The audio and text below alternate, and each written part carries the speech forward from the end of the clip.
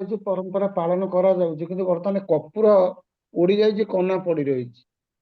ରଜ ପର୍ବ ଆମେ ପାଳନ କରୁଛୁ, ଦୋଳି ଖେଳ ଚାଲିଛି, ପିଠାପଣା ହଉଛି, ଡ୍ରେସ୍ ସବୁ ପିନ୍ଧା ହଉଛି। ଯୋଉ ନାରୀର ଯୋଉ ସଂସ୍କାର, ସେ ଯୋଉ ନୀତି ନିୟମ, ଗୋଟେ ରଜସ୍ଥଳା ନାରୀ ହାତରୁ ପାଣି ଗ୍ଲାସ ମଧ୍ୟ ପିଇବା କଥା ନୁହଁ। ଆମେ ତ ଠାକୁରଙ୍କ ଫିଲୋସଫିରେ ଦେଖୁଛୁ, କିନ୍ତୁ ସେଗୁଡା ତ ଏବେ ଉଠିଗଲାଣି। ଆଉ ମୋର ଆଉ ଗୋଟେ ପ୍ରଶ୍ନ, ଏ ପରମ୍ପରା ଟା କେବେଠାରୁ ଓଡିଶାରେ ଆରମ୍ଭ ହେଲା? କାରଣ ତ ଅଲଗା ଷ୍ଟେଟରେ ତ ନାହିଁ। କେବେଠାରୁ ଆରମ୍ଭ ହେଲା, କିଏ ଆରମ୍ଭ କଲେ? କିଏ ଆରମ୍ଭ କଲା, କେବେଠାରୁ ଆରମ୍ଭ ହେଲା, କାହିଁକି ଆରମ୍ଭ ହେଲା? ଏ ପରମ୍ପରା କେତେ ଦୂର ଆଜି ପର୍ଯ୍ୟନ୍ତ ବଜାଇ ରହିଛି, ବଢୁଛି ନା କମୁଛି? ନା ପରମ୍ପରାର ନୀତି ନିୟମକୁ ଆମେ ବଦଳେଇ ପରମ୍ପରାକୁ ଅସମ୍ମାନିତ କରୁଛୁ? କଣ କହିବେ ଡକ୍ଟର ରମାକାନ୍ତ ମିଶ୍ର? ରମାକାନ୍ତ ଭାଇ ଜୟଗୁରୁ। ଜୟଗୁରୁ ଜୟଗୁରୁ। ଜୟ ଯୋଉ କହୁଛନ୍ତି ମାନୁନାହାନ୍ତି ବୋଲିକି, ଝିଅ ମାନେ ମାନୁ ନାହାନ୍ତି, ଆଉ କଣ କହିବା ତା ବିଷୟରେ? ଯିଏ ମାନୁଛି ତା ପାଇଁ, ଯିଏ ନ ମାନୁଛି ବି ତା ପାଇଁ। ଏଥିରେ ଆମେ କିଛି କହିପାରିବାନି, କମେଣ୍ଟସ ନାହିଁ ଏଥିରେ। ବାକି ରହିଲା କେବେଠୁ ଆରମ୍ଭ ହେଲା, ଜଣେ କେବେଠୁ ଓଡିଶାରେ ପରମ୍ପରା। ଦେଖନ୍ତୁ, ଓଡିଆ ଭାଷାର ପ୍ରଥମ ଲିଖିତ ଗ୍ରନ୍ଥ 1442 ଆମେ ଦେଖୁ ସାରଳା ଦାସଙ୍କର ମହାଭାରତ। ତା ପୂର୍ବରୁ ଓଡିଆ ଭାଷା ବିଷୟରେ ବି ଆମେ କିଛି ଜାଣିନୁ। କିନ୍ତୁ ମତେ କୁହନ୍ତୁ, ଯଦି 1442 ପ୍ରଥମ ମହାଭାରତ ଗ୍ରନ୍ଥ, ମାନେ ଓଡିଆ ମହାଭାରତ ରଚନା ହେଲା, ନିଶ୍ଚିତ ରୂପରେ ଭାଷାଟା ତା ଆଗରୁ ଥିବ ନା? ନହେଲେ ଜଣେ ଲେଖିଲା କେମିତି? ସେ ଭାଷାଟା ନିହାତି ରୂପରେ ଥିବ। କିନ୍ତୁ ସାରଳା ଦାସ ପ୍ରଥମେ 1400 ମାନେ ଆଜିରୁ 600 ବର୍ଷ ପୂର୍ବେ ଲେଖିଲେ। ତାମାନେ ଓଡିଆ ଭାଷାଟା 600 ବର୍ଷ ତଳର କି? ତା ନୁହଁ। ଭାଷା ନିଶ୍ଚିତ ରୂପରେ ବହୁତ ଆଗରୁ ରହିଛି, କିନ୍ତୁ ସେଭଳି କୌଣସି ମାଇଲ ଷ୍ଟୋନ ଲେଖାକାର କେହି ନଥିଲେ। ଯାହା ଜଣା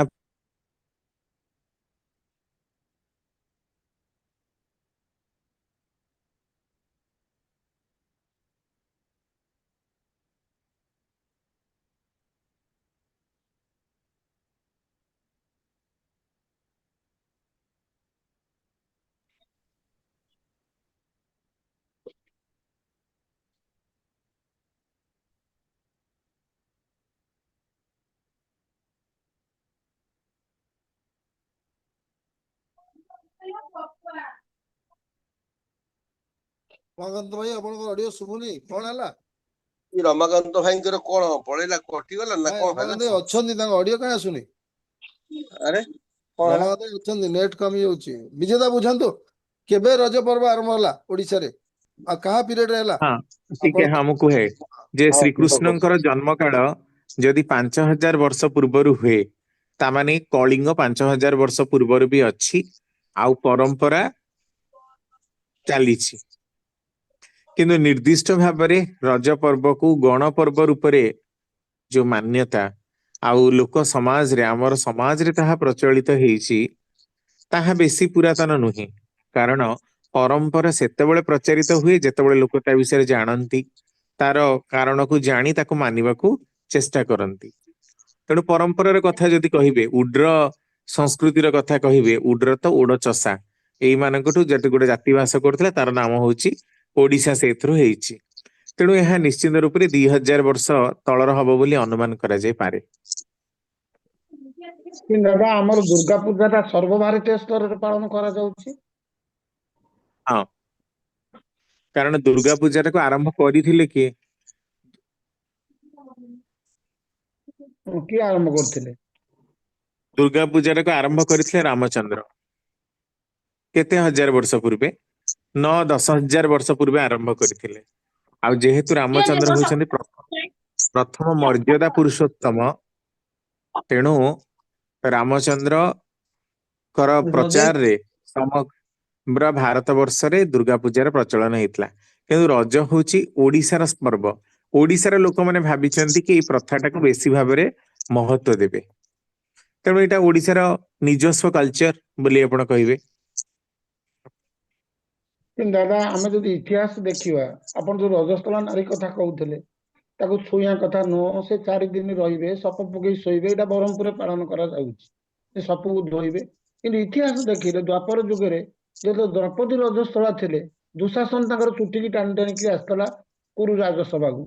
ଏ ଯେ ଏତେ ବଡ ବଡ ଜ୍ଞାନୀ ଗୁଣୀ ସବୁ ଲୋକ ବସିଥିଲେ, କେହି ବିରୋଧ କରିନଥିଲେ। ସେଇ ବିରୋଧ କରିନଥିଲେ ବୋଲି ତ ଦେଖନ୍ତୁ କୌରବ ମାନଙ୍କର ଅସ୍ତିତ୍ୱ ରହିଲେ କି?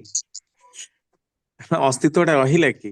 ନାରୀକୁ ଅସମ୍ମାନ କରିବାର ଦୁଷ୍ପରିଣାମ ଟା ବି କଣ, ସେଇଟା ବି ତ ମହାଭାରତ ଆଉ ରାମାୟଣରେ ସ୍ପଷ୍ଟ ଭାବରେ ଦେଖା ଯାଇଛି ନା। ତେଣୁ ଆମେ ଯେତେବେଳେ ଆମର ସଂସ୍କାର ସଂସ୍କୃତି ପରମ୍ପରାକୁ ଉଲ୍ଲଂଘନ କରି ପାଶ୍ଚାତ୍ୟର ଯେତେ ନିକଟତର ହଉଛେ ସେତେ ନିଜକୁ ନିଜ ଆମେ ମାନେ ମାରି ଦଉଛେ ବୋଲି ହିଁ ଭାବିବା। ଆଉ ୟାର ପରିଣାମଟା କିନ୍ତୁ ଆଗକୁ ବହୁତ ଭୟଙ୍କର ହବ, ଯୋଉଥିରେ ଆମେ ନିଜେ ବିନାଶ ହେଇଯିବା। କାରଣ ପରମ୍ପରା ଅନ୍ଧବିଶ୍ୱାସ ଉପରେ ଯଦି ପ୍ରତିଷ୍ଠିତ ହେଇଛି ତାହା ତ୍ୟାଗ କରିବା ଉଚିତ। କିନ୍ତୁ ଯୋଉଟାର ପ୍ରକୃତରେ ଗୋଟେ ବିଜ୍ଞାନର ଭିତ୍ତି ଅଛି, ଯୋଉଟାର ଗୋଟେ ବେସ୍ ଅଛି, ତାକୁ ତ୍ୟାଗ ନ କରି ମାନିବାଟା ହିଁ ଭଲ।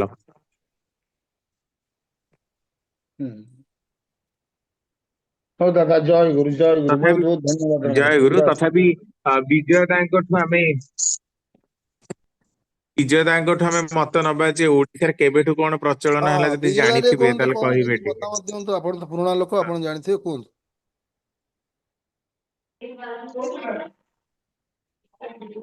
ବିଜୟ ଦା, ହ୍ୟାଲୋ। କେବେ ଆରମ୍ଭ ହେଲା ରଜ ପର୍ବ? କିଏ ଆରମ୍ଭ କରିଥିଲେ, ଆପଣ ଦେଖିଥିଲେ? ରଜ ପର୍ବ ଶୁଣନ୍ତୁ, ରଜ ପର୍ବ ଅଲଗା କଥା। ପୃଥିବୀ ପୂଜା ଥିଲା ହେଲା। ପୃଥିବୀକୁ ରଜ ସଂକ୍ରାନ୍ତି ଯୋଉଟା କୁହାଯାଉଛି, ମିଥୁନ ସଂକ୍ରାନ୍ତି। ଜ୍ୟୋତିଷ ଶାସ୍ତ୍ର ଅନୁଯାୟୀ ଏଇଟାକ ଏଇ ଯୋଉ 4 ଦିନର ବିଧାନ ଯୋଉ ଦିଆଯାଇଛି, ଏ 4 ଦିନର ବିଧାନ ଜ୍ୟୋତିଷ ଶାସ୍ତ୍ରୀୟ ମତରେ ଚାଲିଛି।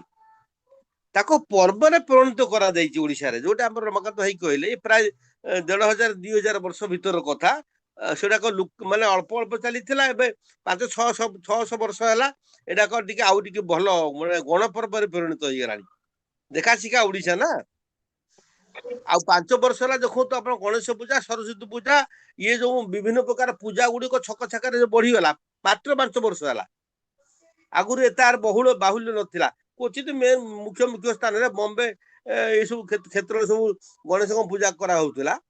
କିନ୍ତୁ ବର୍ତ୍ତମାନ ଗାଁ ଗଣ୍ଡାରେ ବଢିଗଲାଣି।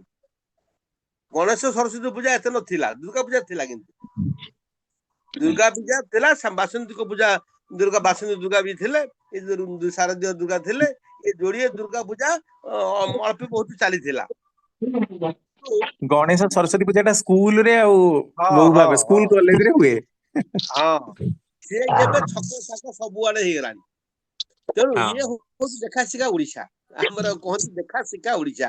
ତେଣୁ 500-600 ବର୍ଷ ଭିତରେ ଏ ଓଡିଶାରେ ଗଣ ପର୍ବରେ ପରିଣତ ହେଇଯାଇଛି ରଜ ପର୍ବଟା। କାହିଁକି ଇଏ ଗୋଟେ ଆନନ୍ଦଦାୟକ ପର୍ବ। ଆଉ ସେଟା ବିକୃତ ତାର ମୁଁ କହୁନି, ରମାକାନ୍ତ ଭାଇ କେତେ କଥା କହିଛନ୍ତି, ଇଏ ଅଲଗା ଭାବରେ ରଞ୍ଜିତ ହେଇଯାଇଛି। ଗଲା ନାରୀର ମର୍ଯ୍ୟାଦା ବଦଳରେ ଆଉ କଣ ହଉଛି, ସେଗୁଡାକ ଆଉ ଖୋଲି କହିବା ଦରକାର ନାହିଁ।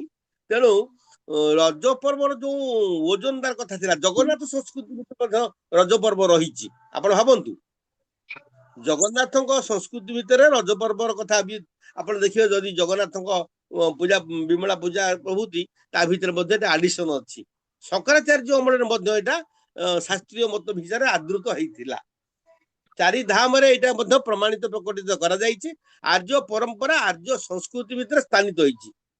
ଆପଣ ଭାବନ୍ତୁ, ବହୁତ ଦିନ ତଳରୁ ଚାଲିଛି। ଏଇଟାକୁ ପର୍ବ ବୋଲି ଆମେ ନେଇଗଲେ, ଏଇଟା ପାଳନୀୟ ବିଧି, ସଂସ୍କୃତି, ସଂସ୍କାର, ପରମ୍ପରା ଏଇଟା ରହିଛି। ଯୋଉମାନେ ଆର୍ଯ୍ୟ, ଯୋଉମାନଙ୍କ ଜ୍ଞାନ ଗୁଣ ଇଏ ଥିଲା, ସେଇମାନେ ହିଁ ଆକୁ ପାଳୁଥିଲେ, ବୁଝିଥିଲେ, ମାନୁଥିଲେ। ତାପରେ ଏଟାକୁ ଗଣ ପର୍ବରେ ପରିଣତ ହେଇଛି। ଅଳ୍ପ ମାନେ 300 କି 400 ୟାରି ଭିତରେ କମ ଦିନ ହେଲା ଏଟା ରଜ ପର୍ବ ବିଶାଳ ଏକ ରୂପ ଧାରଣ କରିଛି। ପୁଣି ଓଡିଶାରେ ବାହାରକୁ ପ୍ରଭାବିତ ନାହିଁ। ବାହାର ମନ୍ଦିର ମାନଙ୍କରେ ପାଳନ କରାଯାଏ। ଯୋଉମାନେ ଆର୍ଯ୍ୟ ସଂସ୍କାର ସେଇଠି ରଖିଯାଇଛି ଲିମିଟେଡ। ଆକୁ ଗଣପର୍ବ ହିସାବରେ କରିଦିଆଯାଇଛି ଆମ ଓଡିଶାରେ। ହେଲା, ଜୟଗୁରୁ। ଏତିକି ତା ସଂକ୍ଷିପ୍ତ ଆଭାସ। ଆଉ ବିଜୟ ଦା ଟିକେ ରୁହନ୍ତୁ। ବର୍ତ୍ତମାନ ଆମର ଏଇ ବିଷୟରେ ଆମ ସହିତ ରହିଛନ୍ତି ପଣ୍ଡିତ ହୃଷିକେଶ ଆଚାର୍ଯ୍ୟ ଦାଦା, ଏକ୍ସପର୍ଟ ଚନ୍ଦ୍ର ଲଥାନ। ସେ ତାଙ୍କର ମତାମତ ବାଟରେ ଅଛନ୍ତି, ଜଷ୍ଟ ମୋବାଇଲ ହଁ ହଁ ହଁ, ଦିଅନ୍ତୁ। ଜୟ ଗୁରୁ ଦାଦା, ଜୟ ଗୁରୁ। ହୃଷିତ ଜୟ ଗୁରୁ। ଆଜ୍ଞା, ଜୟ ଗୁରୁ। ରଜ ପର୍ବ ଓଡିଶାର ଗଣପର୍ବ ନୁହେଁ, ओडिशार सबु जिले में यहाँ पालन करा जाए नहीं। यहाँ विशेष भाव में उपकूलवर्ती जिला मानक पालन करा जाई आसुअछि। जदिओ रज पर्वर बहु महनीयता अच्छी, सामाजिक गठबंधन अच्छी, सब अच्छी, ठीक अच्छी, जहाँ आलोचना सब ठीक आलोचना है, असुविधा किसी ना। किंतु ओडिशार सबु जिला यहाँ पालन करा जाए नहीं। मु काली गंजाम जिलार 2 जन सत्संग कर्मी सहित आलोचना कली। गंजाम बोले रज पर्वटा गंजाम जिले केमिति पालन हुए, एटा काँ भाँ पालन हुए, तार इम्पोर्टान्स किछि ना। मु काली नयागढ़ को पचारि तुम से रज पर्व केमिति है ना, सेमती किछि ना। कटक पुरी जे सब आसी रही से मान सब पालन करती। तेणु रज पर्वटा हूँ विशेष भाव में उपकूलवर्ती, विशेष करी कटक अभियुक्त कटक, पुरी, भद्रक, बालेश्वर यही सब किछि केन्दुझर यही सब जगह रज पर्व व्यापक भाव में पालन करा जाए। एवं coastal festival of Odisha, coastal base एटा बेसी पालन करा जाए। हाँ। जदिओ वर्तमान कोस्टल बेल्ट रु अनेक फैमिली जाइकी सब रही गलेनी, वेस्टर्न ओडिशा ठू आरंभ करी विभिन्न जगह रही गलेनी, आज्ञा सेमान ताकू मध्य सेठी पालन करछन्ती। तांकर पारिवारिक परंपरा टाकू से माने बजाय पालन करछन। तांको देखा देखि मध्य तांकर पड़ा पड़ोसी मध्य पान खाउछन्ती, पिठा खाउछन्ती, ए सब करछन्ती। किंतु एटा मूलतः कोस्टल बेल्ट रे ही एटा पालन करा जाई आसु अछि। एटा उस कथा। एटा गण पर्व नुहे, जणा पहिले ओडिसा रे विभिन्न। तापरे आ गोटे कथा होछि, जेमति हम जानछि बिहार रे गोटे छठ यात्रा अछि, सेटा सेठिकार गण पर्व। ओडिसा जो माने से बिहारी लोक अछन से छठ पूजा करंती, किंतु ताहा ओडिसा पर किछ प्रभाव पकाय नाही। सेमति अन्य स्टेट माने के मध्य रज पर्वर किछि प्रभाव विशेष किछि नाही। हमर ओडिसा लोक कोस्टल बेल्ट लोक जो सब अछंती तांकर पारिवारिक परंपरा अछि, तेणु सेमाने तार पालन करछंती। सेतरे भी केही लोक तार पड़ापड़ी से शामिल होउथिबे, एथरा असुविधा किछि नाही। किंतु ओडिसा लोक जो अन्य स्टेट रे रहिचंती सारा भारत वर्ष रे बा बहिर भारत रे, सेमाने मध्य सेटा लोकल निजे पालन करछन। पारिवारिक जोटा पालन करी आसीचंती से पालन करिबेनी केमिति पालन करछंती। किंतु अन्य स्टेट रे लोक पालन करंतिनी। हम ओडिया लोक जो जो जगह रथन that's mean only coastal belt Odia, not inter Odisha. Western Odisha रो नहंती बा में मध्यम ओडिसा रो किछि पार्ट कहबानी। मेनली हमें देखले ओडिसा रो गोटे part of people celebrating the Raja festival, that is a coastal. तापरे पुरुष नारी निर्विशेष एटा पालन करंती। हां हां और सुभाष भाई मो ते कहिदेली तो सुनुतेली कहिदेली, मो ते विराम दउछि। मते जय गुरु दादा, बहुत बहुत धन्यवाद। जय गुरु जय। वर्तमान आम ए विषय तो अलग आलोचना होगा। आम विजय कुमार जेना दादा, आपन कौन मतामत ए विषय? विजय जेना दादा कौन कहे? विजय जेना बुझी पारे दादा? विजय जेना दादा बुझी पारे कि आपन जो प्रश्न पचारि कौन हिस्ट्री ना, बहुत पुरातन प्राचीन काल आम पर्व आम पालन कर आम बापा आम जेजे बापा एमती पालन करते आम से परंपरा को बजाय रखीचु से संस्कार को आम बजाय रखीचु। बुझिपारे दादा? जय गुरु जय गुरु। बहुत बढ़िया। नेक्स्ट क्वेश्चन आम सहित रही किए? मुरलीधर दास आमर तीर्थल जगतसिंहपुर। मुरलीधर दास दादा जय गुरु। कौन प्रश्न? मुरली दा किसी कहबेनी? ऑडियो ऑन करंतु, ऑप्शन देइछि, बंद देइछि ऑडियो। मुरली दा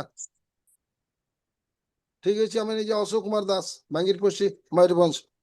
अशोक भाई जय गुरु, ऑडियो ऑन करंतु। हां जय गुरु। मोर प्रश्न जहा थिला तो हुर्षिदार आलोचना करी गेले। मु जो कहउतले जो रज पर्वटा, रज पर्वर गुरुत्व तो बहुत रही आम संस्कृति एरे। अशोक भाई आपण तो बांगीर पोस्ट रोथले, आपण घर बालेश्वर, आपण चाकरी करछन बांगीर पोस्ट मयूरभंज रे, सेपट एरिया को रज पर्व पालन करा जायनी? एटा दादा सेही कथाटा मु कहूची। बालेश्वर तो कोस्टल ले जाउची, बांगीर पोस्ट जाउची को। हां कोस्टल बेल्ट को टच करछ। हां कोंतु टच करूची, किंतु एठी ते पार्थक्य रहिछि। पार्थक्य केमदी सेठी एठी पर्व कहले दादा विशेष करी माने से माछ मांस उपरे बेसी गुरुत्व। माने गोटे पर्व रज पर्व कोन आइंस खाय जन खांती नै? ଖାଲି ଆମେ ସାଧା ଖାଆନ୍ତି ନା କଣ ମୁଁ ଜାଣିନି। ଏଟା ଯଦି ଆମେ ଯୋଉ ପିଠାପଣା ଉପରେ ଯୋଉ ଗୁରୁତ୍ୱ ଦଉଛେ ହଁ। ବା ପୂଜା ପର୍ବ ଉପରେ ଟିକେ ଦିଅଁ ଦେବତାଙ୍କୁ ଟିକେ ପୂଜା କରିବା, ତାଙ୍କୁ ଆଗେ ସମର୍ପଣ କରିବା, ଯାହା କିଛି ସେଇ ଜିନିଷଟା ଏଠି ଟିକେ କମ।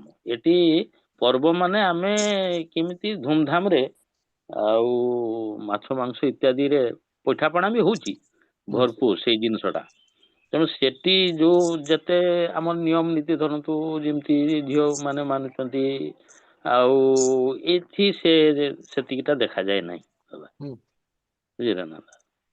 ଠିକ ଅଛି, ତେଣୁ ଆପଣଙ୍କର ପ୍ରଶ୍ନ କଣ ଅଛି କୁହନ୍ତୁ, କଣ ହଁ, ପ୍ରଶ୍ନ? ମୋ ପ୍ରଶ୍ନ ସେଇ ଯେ ୟାର ଗୁରୁତ୍ୱ ଟା ଆମର ଯଦିଚ ରହିଛି ତାର ମାନେ ମାର୍ମିକ ତାତ୍ପର୍ଯ୍ୟ ରହିଛି, ହୁଁ। କିନ୍ତୁ ସବୁ ଜିଲ୍ଲା ମାନଙ୍କରେ ଏଟାର କାହିଁକି ତାର ମାର୍ମିକ ତାତ୍ପର୍ଯ୍ୟଟା ଉପଲବ୍ଧି ହଉନାହିଁ। ଆମର ତ ଯେହେତୁ ଭୂମି ରଜସ୍ୱଳା ଏବେ ଆମେ ହଁ ତାଙ୍କଠୁ ଟିକେ ଅଶୋକ ଦାସ ଦାଦା, ମୁଁ ଏଇଟା ବୁଝିଲି ଆପଣଙ୍କ ପ୍ରଶ୍ନ। ଆଜ୍ଞା ଆଜ୍ଞା ଯେ ପ୍ରଥମ କଥା କି ଗଣ ପର୍ବ କହିଲେ ଆଜ୍ଞା କଣ ବୁଝାଏ, ଋଷିଦା ତ ମନା କରିଦେଲେ, କିନ୍ତୁ ଆପଣ ୱିକିପେଡିଆ ଏସବୁ ଦେଖନ୍ତୁ। ଗଣ ପର୍ବ କହିଲେ ଆମେ ଆଜ୍ଞା ଲୋକମାନଙ୍କର ପର୍ବ ବୁଝୁ, କୋଷ୍ଟାଲ ବେଲ୍ଟରେ ଲୋକ ପାଳନ କରନ୍ତି, ସେଇଟା ଠିକ। ଆପଣ ଦେଖନ୍ତୁ ଆଜ୍ଞା ଯେମିତି କି ନୂଆଖାଇ ଭେଟ ଘାଟ ହୁଏ ସମ୍ବଲପୁରରେ, ଆଜ୍ଞା ଆଜ୍ଞା ସେଇଟା କୋଉଠି ହୁଏ? ସମ୍ବଲପୁରରେ, ପଶ୍ଚିମ ଓଡିଶାରେ। ଆଜ୍ଞା ତେଣୁ ଛୁଟି ମଧ୍ୟ ଦିଆଯାଏ, ସବୁ ଯାଆନ୍ତି, ତାଙ୍କର ପୁରା ସ୍ପେଶିଆଲ ଛୁଟି ଦିଆଯାଏ। ଆପଣ ଆଜ୍ଞା ସେମିତି ଦେଖିବେ ଦୀପାବଳି, ଆମର ଦୀପାବଳି ଏଠି ଗୋଟେ ଦିନ ଛୁଟି ହୁଏ, କିନ୍ତୁ ନର୍ଥ ଓଡିଶା, ଆପଣ ୟୁପି ଯାଆନ୍ତୁ, ବିହାର ଯାଆନ୍ତୁ, ସରି ନର୍ଥ ଓଡିଶା କହୁଛି, ନର୍ଥ ଇଣ୍ଡିଆ, ନର୍ଥ ଇଣ୍ଡିଆରେ ଆପଣ ତାଙ୍କର 5 ଦିନ ଛୁଟି ହୁଏ। ସେ ଭୟା ଦୁଜ ପାଳନ କରିବେ, ସେ କେତେ କଣ, ସେ ପୁରା 4-5 ଦିନ ତାଙ୍କର ଛୁଟି। ସେଟା ଅପସନାଲ, କି ଅଫିସକୁ ଆସିପାରେ ନ ଆସିପାରେ, ବଟ ତାଙ୍କର ସେଟା ଛୁଟି ଥାଏ, ଅଫିସିଆଲି ଛୁଟି ଡିକ୍ଲାର ହୁଏ, ଲୋକ କେହି ରୁହନ୍ତିନି ତାଙ୍କର। ତାମାନେ ଆଜ୍ଞା ଆମେ ଦୀପାବଳି ଟାକୁ କଣ କହିବା, ଯେ ଭାରତର ଗୋଟେ ଗଣପର୍ବ ଗୋଟେ ଦିନ ପାଳନ ହୁଏ, ନର୍ଥ ଇଣ୍ଡିଆରେ 5 ଦିନ ପାଳନ ହୁଏ। ସେମିତି ଆପଣ ଯଦି ସାଉଥ ଇଣ୍ଡିଆ ଯିବେ, ସାଉଥ ଇଣ୍ଡିଆ ହଉଛି ଦ୍ରାବିଡିଆନ ମାନଙ୍କର ବସବାସ ସ୍ଥଳୀ। ଆଜ୍ଞା ସେମାନେ ତାଙ୍କର ନିଜସ୍ୱ ଅନେକ ପର୍ବ ରହିଛି, ଆମ ସାଙ୍ଗରେ ତାଙ୍କର କିଛି ମାନେ ନବା ଦବା ନାହିଁ ବିଶେଷ। North India, east India, west India, ଏଠି ଯାହା ପର୍ବପର୍ବାଣୀ ପାଳନ ହୁଏ ପ୍ରାୟ ସମାନ, କିନ୍ତୁ ସାଉଥ ଇଣ୍ଡିଆର ତାଙ୍କର ନିଜସ୍ୱ କଲଚର, ନିଜସ୍ୱ ପରମ୍ପରା, ସବୁ ତାଙ୍କର ନିଜସ୍ୱ। ତାଙ୍କ ସାଙ୍ଗରେ ଆମର ବି କିଛି ନବା ଦେବା ନାହିଁ, ତାଙ୍କର ଇଏ ଆଜ୍ଞା ଆମେ ପାଳନ କରୁନା, ସେମାନେ ତାଙ୍କର ନିଜସ୍ୱ ପାଳନ କରନ୍ତି। ତାହେଲେ ଆମେ ଆଜ୍ଞା କଣ କହିବା? ଗଣପର୍ବ ହବା ପାଇଁ କେତେ ଲୋକ ଆପ୍ରୁଭ କଲେ ଗଣପର୍ବ ହବ? ସେମିତି ଗୋଟେ ନିର୍ଦ୍ଦିଷ୍ଟ ଅଛି କି? ନାଇଁ 100 ଲୋକ ମାନ୍ୟତା ଦେଲେ ଗଣପର୍ବ ହବ, 1,00,00,000 ଲୋକ ମାନ୍ୟତା ଦେଲେ ଗଣପର୍ବ ହବ, ସେମିତି କିଛି କଥା ନାହିଁ। ପ୍ରଥମ କଥା କି ଭାରତ ହଉଛି ପୃଥିବୀର ସବୁ ଦେଶ ଠାରୁ ଗୋଟେ ଭିନ୍ନ ଦେଶ, ଯୋଉଠି କି ଭାରତରେ ବହୁତ ଡାଇଭରସିଟି, ବହୁତ କଲଚର, ବହୁତ ଭାଷା। କିନ୍ତୁ ଚାଇନାରେ ଦେଖନ୍ତୁ ଗୋଟିଏ ଭାଷା, ଚାଇନିଆ ଭାଷା, ଚାଇନିଜ ଲାଙ୍ଗୁଏଜ। ଆପଣ ବ୍ରିଟିଶ ଯାଆନ୍ତୁ, ସେମାନେ ଇଂଲିଶ କହନ୍ତି, ଆମେରିକା ଯାଆନ୍ତି, ସେମାନେ ଇଂଲିଶ କହନ୍ତି, କିନ୍ତୁ ଭାରତରେ କେତେ ପ୍ରଦେଶ, ଆମର ଆଜ୍ଞା ଯେତେ ପ୍ରଦେଶ ସେତିକିଟା ଭାଷା, ପୁଣି ଆଦିବାସୀ ଭାଷା ନିଜସ୍ୱ। ଭାରତରେ ହିଁ ଭାଷାର ସଂଖ୍ୟା ପ୍ରାୟ 1,000ରୁ ଉର୍ଦ୍ଧ୍ୱ, ଛୋଟ ବଡ ହେଇକି, ଆଜ୍ଞା କିନ୍ତୁ ଅଫିସିଆଲି ଆମର ସ୍ୱୀକୃତ ହଉଛି 17ଟା ଭାଷା। ତେଣୁ ଭାରତ ହେଲା ବହୁ ଭାଷା ଭାଷୀ, ଆଉ ବହୁ ଦେବାଦେବୀ, ବହୁ ମାନବ ମାନଙ୍କର ଦେଶ। ସମସ୍ତଙ୍କର ନିଜସ୍ୱ ଚିନ୍ତାଧାରାକୁ ଏଠି ସମ୍ମତି ପ୍ରକାଶ କରାଯାଇଛି। ତେଣୁ ଆପଣ ଯୋଉ ପ୍ରଶ୍ନଟା କଲେ, ଯଦି ଏଇଟା ଠିକ ସାଇଣ୍ଟିଫିକାଲି ସବୁଆଡେ କାହିଁ ମାନ୍ୟତା ପାଇଲାନି? ମାନ୍ୟତା ନ ପାଇବାର ଗୋଟେ ପ୍ରମୁଖ କାରଣ ହଉଛି ଯୋଗାଯୋଗ ବିଚ୍ଛିନ୍ନତା। ଆଜିଠୁ ଆଜ୍ଞା ଆମେ ଯଦି, ଯେମିତି ଆମେ କହିଲେ, ଗୋଟେ ପରମ୍ପରା ଆମର ହୁଏତ ରହିଛି 500 ବର୍ଷ ହେଲାଣି, 500 ବର୍ଷ ତଳେ କମ୍ୟୁନିକେସନ କଣ? ଆପଣ ବାଲେଶ୍ଵର ଠାରୁ ଦେଖନ୍ତୁ କଟକ, ପୁରୀ ଯାଏ, ଆଜ୍ଞା ପାଖାପାଖି ଲଗାଲଗି ଡିଷ୍ଟ୍ରିକ୍ଟ, ଲୋକ ଆଜ୍ଞା ଶଗଡ ଗାଡିରେ ଯାଉଥିଲା। ହଁ ତାଠୁ ଦେଖି ଆପଣ ଦେଖିବେ ଏଇପଟେ ଯୋଉ ବ୍ରତ, ଯେମିତି କି ଆପଣ ଦେଖନ୍ତୁ ବୁଧେଇ ଓଷା ଗୋଟେ ହଁ ବ୍ରତ, ସେଟା ଆଜ୍ଞା ଆପଣ ସେପଟେ ନାହିଁ। ଢେଙ୍କାନାଳରୁ ସିଆଡେ ଯଦି ଯିବେ, ଢେଙ୍କାନାଳ ଟିକେ ଜାଣନ୍ତି, ଅନୁଗୁଳରୁ ସିଆଡେ, ଅନୁଗୁଳ ତ ଢେଙ୍କାନାଳର ଅବିଭକ୍ତ 92ରେ ଅଲଗା ଜିଲ୍ଲା ହେଲା, ସିଏ ମାନେ କିଏ ଜାଣନ୍ତିନି। ସେମିତି ଆପଣ ଦେଖନ୍ତୁ କୁକୁଟି ବ୍ରତ, ଆପଣଙ୍କର କଣ ସେଟା, ଯେମିତି ଭାଇ ଭାଇ ଜିଉନ୍ତିଆ, ହଁ ଭାଇ ବୌଦ୍ଧ, ଯେମିତିଆ ଫୁଲବାଣୀ, ହଁ, ସମ୍ବଲପୁର ଦଶହରାର ଅଷ୍ଟମୀ ଦିନ दुर्गाष्टमी एपटे आमर दुर्गाष्टमी पालन करती स्त्री लोक मैंने नहीं पूजा करती ये करती दुर्गाष्टमी व्रत करती किंतु से माने दुर्गाष्टमी दिन पश्चिम ओडिशा रे भाई जीवंतिया व्रत पालन करती भाई नहीं कि दब तांको लुगापटा भाई पाई उपास करती सेटा तेणु अच्छा भिन्नता रो काहींकी जाई पारिनी प्रॉब्लम टा होचे या जे सेतेबेले कम्युनिकेशन बा जोगाजोगटा मनीषर नथिला मनीष बेसी दूर बाट को जाई पारु नथिला तेणु जीए जोठी जाइकी बसला सेमती आपण देखिबे मो पाखरे गोटे बही अछि व्रत साहित्य सेटा माने जनकर पीएचडी थेसिस सेटा बही आकार रे बहुत पुराना बही मु जनकर आनीथिली किते व्रत देछि जोटा आमे भी जानिनु आमे केवल शास्त्रोक्त किछिटा व्रत सेटा आमे मानुचे जेमती आपण देखंतु सावित्री व्रत महाभारत रु आसीची तेणु नॉर्थ इंडिया ईस्ट इंडिया एई सबरे सावित्री व्रत कहंती से माने बट सावित्री व्रत कहंती तांकर सेठी अलगा प्रकार नॉर्थ इंडिया रे बट सावित्री अलगा आमर ओडिसा रे अलगा प्रकारर तो कथाटा होची कोन की ना जेतेबेले गोटे प्रथा बा परंपरा प्रचलित होय आजिकाली भलिया सेतेबेले तो यूट्यूब नाही टीवी नाही लोक सांगे सांगे देखिबे नाही टीवी रे एमती देखिला माने आमे एमिति करिवु जेमती आजिकाली बाहागर गुडा करे देखंतो हळदी रसम मेहंदी रसम कोटी कोटी टंकार बाहागर होची कोठु देखि माराठ जो मारवाड़ी मान कोठु एमिति आम ओडिसा रे बाहागर किमा अलगा कोठी नथिला से विभिन्न कल्चर प्रभावित है आम बाहागर भी प्रभावित हेई जाइछि वर्तमान टीवी सीरियल देखिकी एई 10 वर्ष भितर बेसी वर्ष नुहे एई 10 वर्ष भितर लोकंकर बहुत परिवर्तन हेइछि ठीक सेमती रजर जो प्रथा बा परंपराटा पश्चिम ओडिसा को जाई पारिनी दक्षिण ओडिसा को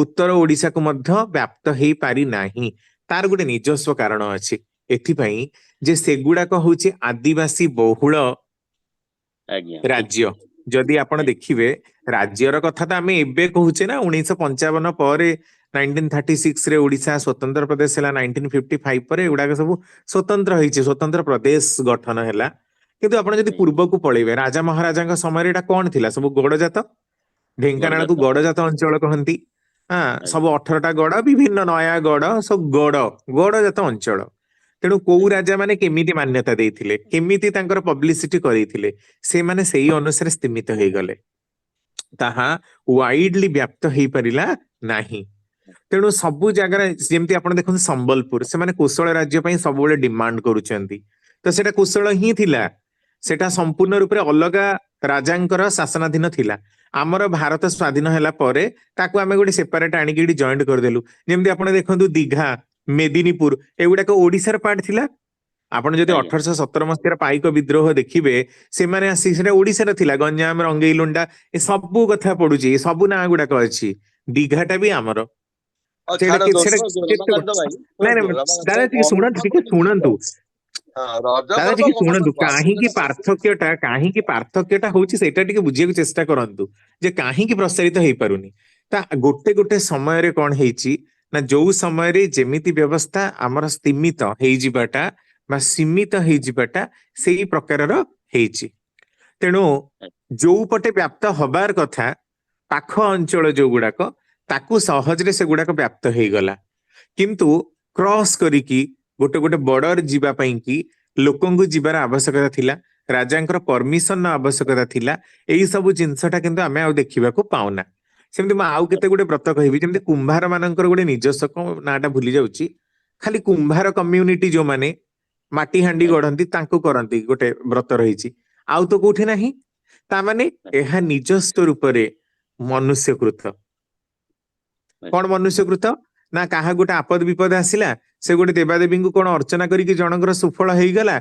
सी तार कम्युनिटी भितरे तार निजस्व वंश भितरे निजस्व गोष्ठी भितरे ताकू प्रचलन करैबाकू चेष्टा करा जाइछि आउ केते गुडे व्रत रहिछि हमर शास्त्रोक्त व्रत वेदोक्त व्रत वेदर तो सेमती निर्दिष्ट व्रत नाही शास्त्रोक्त व्रत जदि आपण भविष्य पुराण देखिबे सेही पुराण रे प्राय व्रतर उल्लेख रहिछि जोटा कि सूर्य को डेडिकेटेड जो पुराणटा भविष्य पुराण सेठी आपण देखिबे बहुत सारा व्रत रहिछि एकादशी व्रत चतुर्दशी व्रत संध्या प्रदोष व्रत जोडा हमें जानू ना प्राय करंती नाही मध्य अनेक जगह रे शास्त्रोक्त व्रत भी आमे अनेक पालुना आम निजस्व लोकाल जगह पालन होता व्रत को भी आमे निजस्व पालू तो पालन न हो परिवार प्रसारित न हो परिवार कारण होची गोटे गोटे बॉर्डर ବା ସୀମାରେଖା ତାକୁ ଆମେ ଅତିକ୍ରମ କରି ଯାଇପାରୁନଥିଲୁ, ତେଣୁ ତାହା ଆଜ୍ଞା ପ୍ରସାରିତ ହେଇପାରୁନଥିଲା।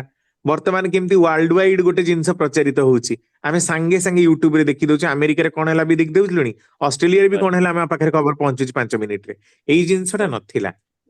ତେଣୁ ଆଜ୍ଞା ସୀମାରେଖାର ଯୋଉ ଭେଦଭାବ, ମଣିଷ ଫିଜିକାଲି ଗୋଟେ ଜାଗାରୁ ଆଉ ଗୋଟେ ଜାଗାକୁ ଯାଇ ନ ପାରିବା, ଆଉ ଗୋଟେ କଥା ଥିଲା କଣ ନା ମଣିଷର ନିଜସ୍ୱ ଚିନ୍ତାଧାରାର ପ୍ରଭାବ, ଯେ ସେମାନେ ଉପକୂଳବର୍ତ୍ତୀ ଅଞ୍ଚଳରେ ମାନିଲେ ମୁଁ କାହିଁ ଏଠି ମାନିବି। ଆମ ରାଜାଙ୍କର ନିଜସ୍ୱ କଲଚର, ଆମର ନିଜସ୍ୱ ପରମ୍ପରା ରହିଛି, ଏଇ ଜିନିଷଟା ବି ୱାଇଡ ସ୍ପ୍ରେଡ ହବାକୁ ଦିଏ ନା। ତ ଏଇଗୁଡା କିଛି କିଛି କାରଣ। ଆଜ୍ଞା ଆଜ୍ଞା। ଦାଦା ଆମର ଏଇ ପର୍ବ ସହିତ ବିଜ୍ଞାନର ତ ସମ୍ପର୍କ ରହିଛି ଦାଦା। ମୁଁ କହିଛି, ବହୁତ ଗୁଡେ ଏକ୍ସପ୍ଲେନ କରିଛି, ହଁ ଆପଣ ଶୁଣିବେ। ନା ଯେ ଶୁଣି ମାନେ ଆଜ୍ଞା କାହିଁକି ରଜବତୀ ଏଇଟା ନାରୀ ସ୍ପର୍ଶ କରିବା ମନା ଠାକୁରଙ୍କର ବାଣୀ ଭିତ୍ତିରେ। ହଁ, ହଁ ଠାକୁର ଯୋଉ ବାଣୀ ଆଜ୍ଞା ଦେଇଛନ୍ତି ତାର ବିଜ୍ଞାନର ଭିତ୍ତିଟା କଣ ଆଜ୍ଞା। ଅଛି। ସେଇ ହିସାବରେ ମୁଁ କହୁଛି ଏଇଟା ବି ଆମର ଧରନ୍ତୁ ଶିକ୍ଷା କ୍ଷେତ୍ରରେ ପିଲାମାନଙ୍କର ମଧ୍ୟ ଏଇଟା ଏଇ ପର୍ବ ସହିତ ସାଇନ୍ସର ଯୋଉ ସମ୍ପର୍କ ଏଟା ବି ଜାଣିବାର ରହିଛି, ଯୋଉଟା କି ତାଙ୍କର ନିହାତି। କିନ୍ତୁ ଆଜିକାଲି ଗୋଟେ ଅସୁବିଧା କଣ ହେଇଛି ଜାଣିଛନ୍ତି କି, ଯେ ଆଜ୍ଞା ଆଗ ଦେଖନ୍ତୁ ବିବାହ ସୁପ୍ରଜନନ ଯାହାକୁ ଆମେ ୟୁଜେନିକ ସାଇନ୍ସ ବୋଲି କହୁ, ସେ ସବୁ ପଢା ହଉଥିଲା। ବର୍ତ୍ତମାନ ଶିକ୍ଷାର ଅବନତି ଏତେ ଦ୍ରୁତ ଗତିରେ ଚାଲିଛି, ସମସ୍ତେ ହିଁ ସେଥିରେ ବାୟାସ୍ଡ। ଆଜ୍ଞା ଆମର କଥାଟା ଅସୁବିଧାଟା କଣ ହେଇଛି ନା ଭାରତର ଯୋଉ ଶିକ୍ଷାନୀତି ବା ଆଜ୍ଞା ବିଦେଶର ସବୁ ଗୁଡାକ ହଉଛି ଟେକ୍ନୋଲୋଜିକାଲ।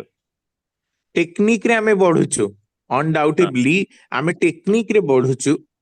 ତ ଆଜ୍ଞା କଥାଟା ହଉଛି କଣ କି, ଆମେ ଯଦି ସରକାରଙ୍କ ପାଖରେ ଏଇ କଥାଟା ତାଙ୍କୁ କିଏ ସଜେସନ ଦିଅନ୍ତା, ଆଉ ସରକାରଙ୍କ ପାଖରେ ଯଦି ସେଇ ବୁଦ୍ଧିଟା ପହଞ୍ଚନ୍ତା, ତାହେଲେ ଗୋଟେ ଆଜ୍ଞା ଚାପ୍ଟର ହିସାବରେ ଯଦି +2ରେ ବାୟୋଲୋଜିରେ ଆମେ ମଣିଷର ସମସ୍ତ ସିଷ୍ଟମ ଗୁଡାକ ଆଗ ପଢା ଯାଉନଥିଲା, 1980s 90s ରେ ନଥିଲା, ଯେତେବେଳେ ହ୍ୟୁମାନ ବାୟୋଲୋଜି +2ରେ ଇଣ୍ଟ୍ରୋଡ୍ୟୁସ ହେଲା, ଯେ ମଣିଷର ଶୋଷଣ, ତାର ରେଚନ, ତାର ପାଚନ, ଏଇ ସବୁ ପ୍ରକ୍ରିୟା ପଢାଯିବ, ସେତେବେଳେ ମେନଷ୍ଟ୍ରୁଆଲ ସାଇକେଲ ମଧ୍ୟ ପଢା ଯାଉଛି, ପଢା ଯାଉନି ନୁହଁ, +2ରେ ବାୟୋଲୋଜିରେ ଅଛି। କିନ୍ତୁ କାହିଁକି ଆମେ ସ୍ପର୍ଶ କରିବାନି, ଇଏ କରିବାନି, ଏଇଟାକୁ ଯେହେତୁ ପାଶ୍ଚାତ୍ୟ ଗବେଷକ ମାନେ ମାନିବାକୁ ନାରାଜ, ତେଣୁ ଆମର ଭାରତରେ ମଧ୍ୟ ନାରୀ ମାନଙ୍କର ତ ସ୍ଵାଧୀନତା ବହୁତ ନା, ନାରୀ ୱିମେନ ଏମ୍ପାୱରମେଣ୍ଟ ନାଁରେ ଅନେକ ନାରୀ ଆଜି ଆସିକି ୟୁଟ୍ୟୁବରେ ପ୍ରବଚନ ଦଉଛନ୍ତି, ଅନେକ ପୁରା ଝଗଡା ଝାଟି କରିକି ଟିଭିରେ କେମିତି ଉତ୍ପାତ ଉପଦ୍ରବ କରୁଛନ୍ତି। ତେଣୁ ଏଇ ସବୁ କଥାକୁ ସେମାନେ ଗୋଟେ ପଛୁଆ କଥା ବୋଲି ମନେ କରନ୍ତି। ଏଗୁଡାକ ଗୋଟେ ଅପଭ୍ରଂଶ କଥା, ଆମେ କାହିଁକି ରାନ୍ଧିବୁନି, ଆମେ କାହିଁକି କାମକୁ ଯିବୁନି, ଆମେ କାହିଁକି ପୂଜା କରିବୁନି। ଆଜ୍ଞା କେତେ ଗୁଡେ କଥା ଆମର ସ୍ପିରିଚୁଆଲ ରିଲେଟେଡ, କେତେ ଗୁଡେ କଥା ଆମର ପାରମ୍ପରିକ ଭିତ୍ତି, କେତେ ଗୁଡେ କଥା ବିଜ୍ଞାନର ଭିତ୍ତି। ସବୁ ଗୁଡାକ ତ ବିଜ୍ଞାନର ଭିତ୍ତି ନୁହେଁ। ତେଣୁ ନାଇଁ ବହିରେ ତାକୁ ଉପସ୍ଥାପନା କରିବାକୁ ହେଲେ ଆମକୁ ଖାଲି ବିଜ୍ଞାନର ଭିତ୍ତିଟାକୁ ଦେଖେଇବାକୁ ପଡୁଛି। ଆପଣ ଆଜ୍ଞା କହୁନାହାନ୍ତି ୟାର ଗୋଟେ ନିର୍ଦ୍ଦିଷ୍ଟ କାରଣ ଅଛି କି, ଯେ ମୁଁ କହିବି ନା ତମେ ମନ୍ଦିର ଯିବନି କି ପୂଜା କରିବନି, ୟାର ବିଜ୍ଞାନର ଭିତ୍ତିଟା କିଛି ନାହିଁ। ନାଇଁ ହଁ ବିଜ୍ଞାନର ଭିତରେ କଣ, ମୁଁ ଠାକୁରଙ୍କୁ ଠାକୁର ବୋଲି ମାନେ ବୋଲି ତ, ମୁଁ ଯଦି ଏଇନା ଠାକୁରଙ୍କୁ ଠାକୁର ବୋଲି ମାନିବିନି, ୟାର ବିଜ୍ଞାନ ଟା କଣ, ତ ମାନୁନି ଆଉ କଣ। ଏମିତି ହଁ ଏଇ କଥାଟାକୁ ବହିରେ କେମିତି ଲେଖାଯିବ, ବୁଝିପାରୁଛନ୍ତି। ତେଣୁ ଏଇଟା ଆଜ୍ଞା ହଉଛି ଆମର ଗୋଟେ ଧାର୍ମିକ ବିଶ୍ୱାସ, ଯେ ଭଗବାନଙ୍କୁ ଆମେ ଅଶୌଚ ସମୟରେ ତାପରେ ପୁଣି ଜଣେ କୋଶ୍ଚିନ୍ କରିବ, ଅଶୌଚ ତମେ କେମିତି ହେଲ। ଏଇଟା ତ ଗୋଟେ ଜେନେରାଲ ପ୍ରୋସିଜିଅର, ସାଧାରଣ କଥା, ସବୁ ଝିଅ ମାନଙ୍କର ହୁଏ, ତାହେଲେ ଆଜି କାହିଁକି ଅଶୌଚ ବୋଲି କୁହାଯିବ, ଏମିତି ଗାଲୁଆମି କୋଶ୍ଚିନ୍ କରିବେ, ଯାହାର ଉତ୍ତର କି ଆପଣ ଦେଇପାରିବେ ନାହିଁ। କିନ୍ତୁ ଦେହ ଆମର ସେ ସମୟରେ ଅଶୁଚି ଥାଏ, ସେ ସମୟରେ ଏନର୍ଜିର ଲେଭେଲ ବହୁତ ହାଇ ଥାଏ।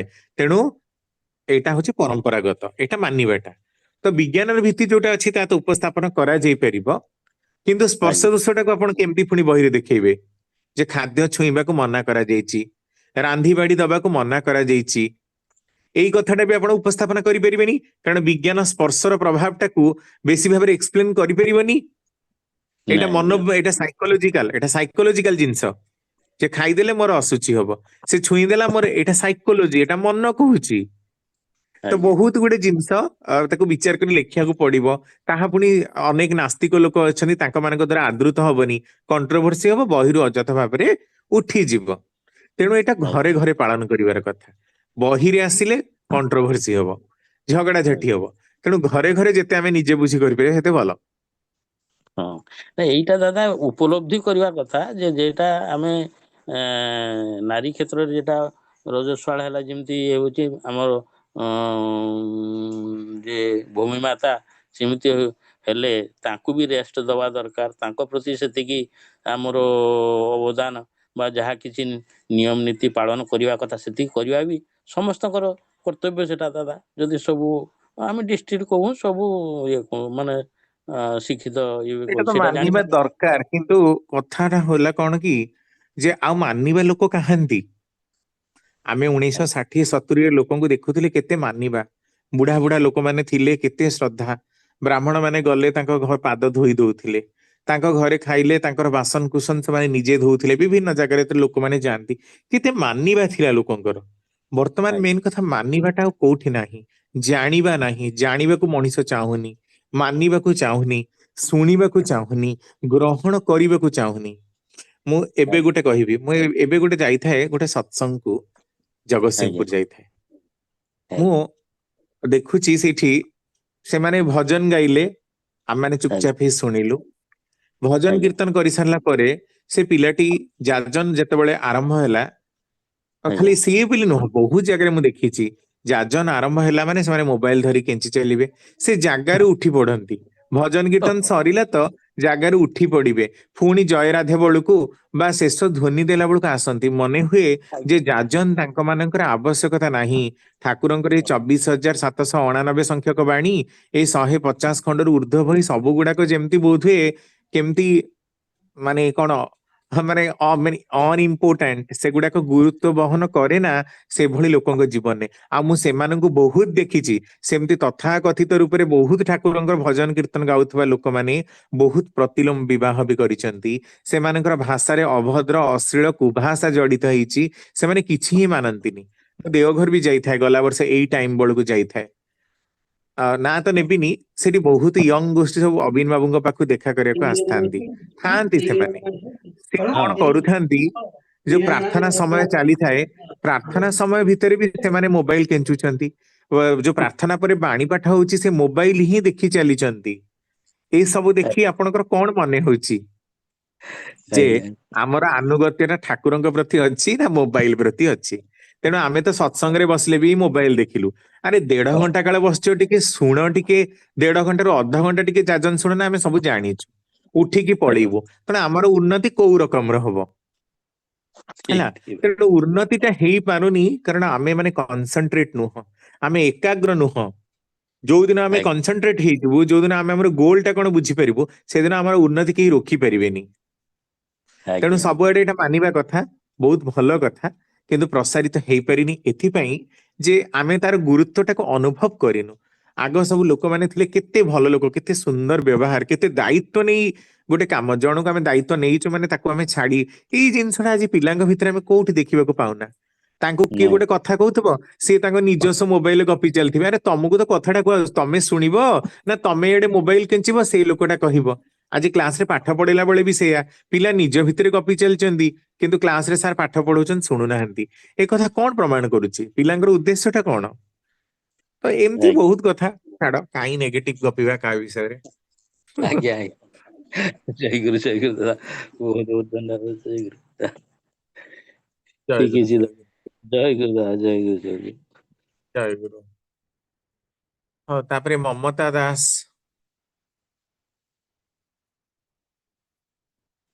ଆଜି କଣ ହାତ ଉଠେଇବା ଲୋକଙ୍କ ସଂଖ୍ୟା କମିଗଲା, ସବୁ କଣ ରଜ ପାଇଁ? ମୁରଲୀଧର ଦାସ ଥିଲେ। ଆଜି ରଜ ପାଇଁ କୁଆଡେ ମୁରଲୀଧର ସବୁ ଦାସ, ପଳେଇଛନ୍ତି ନା କଣ?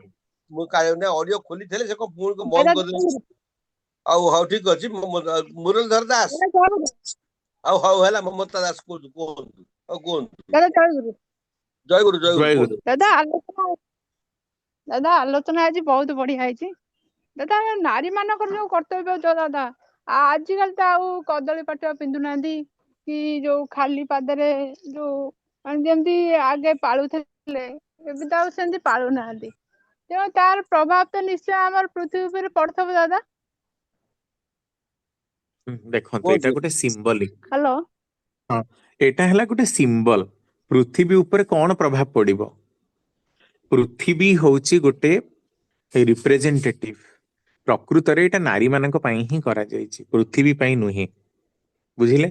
ଯୋଉଠି ଆମେ ପୃଥିବୀରେ 100 ମହଲା ବିଲ୍ଡିଂ କରି ତା ଉପରେ ଛିଡା କରୁଛୁ, ପୃଥିବୀ ତାର ଭାରକୁ ସମ୍ଭାଳି ନ ପାରି ଆମର ଭୂମିକମ୍ପ ବି ହଉଛି। ସେଠି ଏଇ ହଳ ନ କରିବାର କଣ ମାନେ ଆଜ୍ଞା ଅଛି?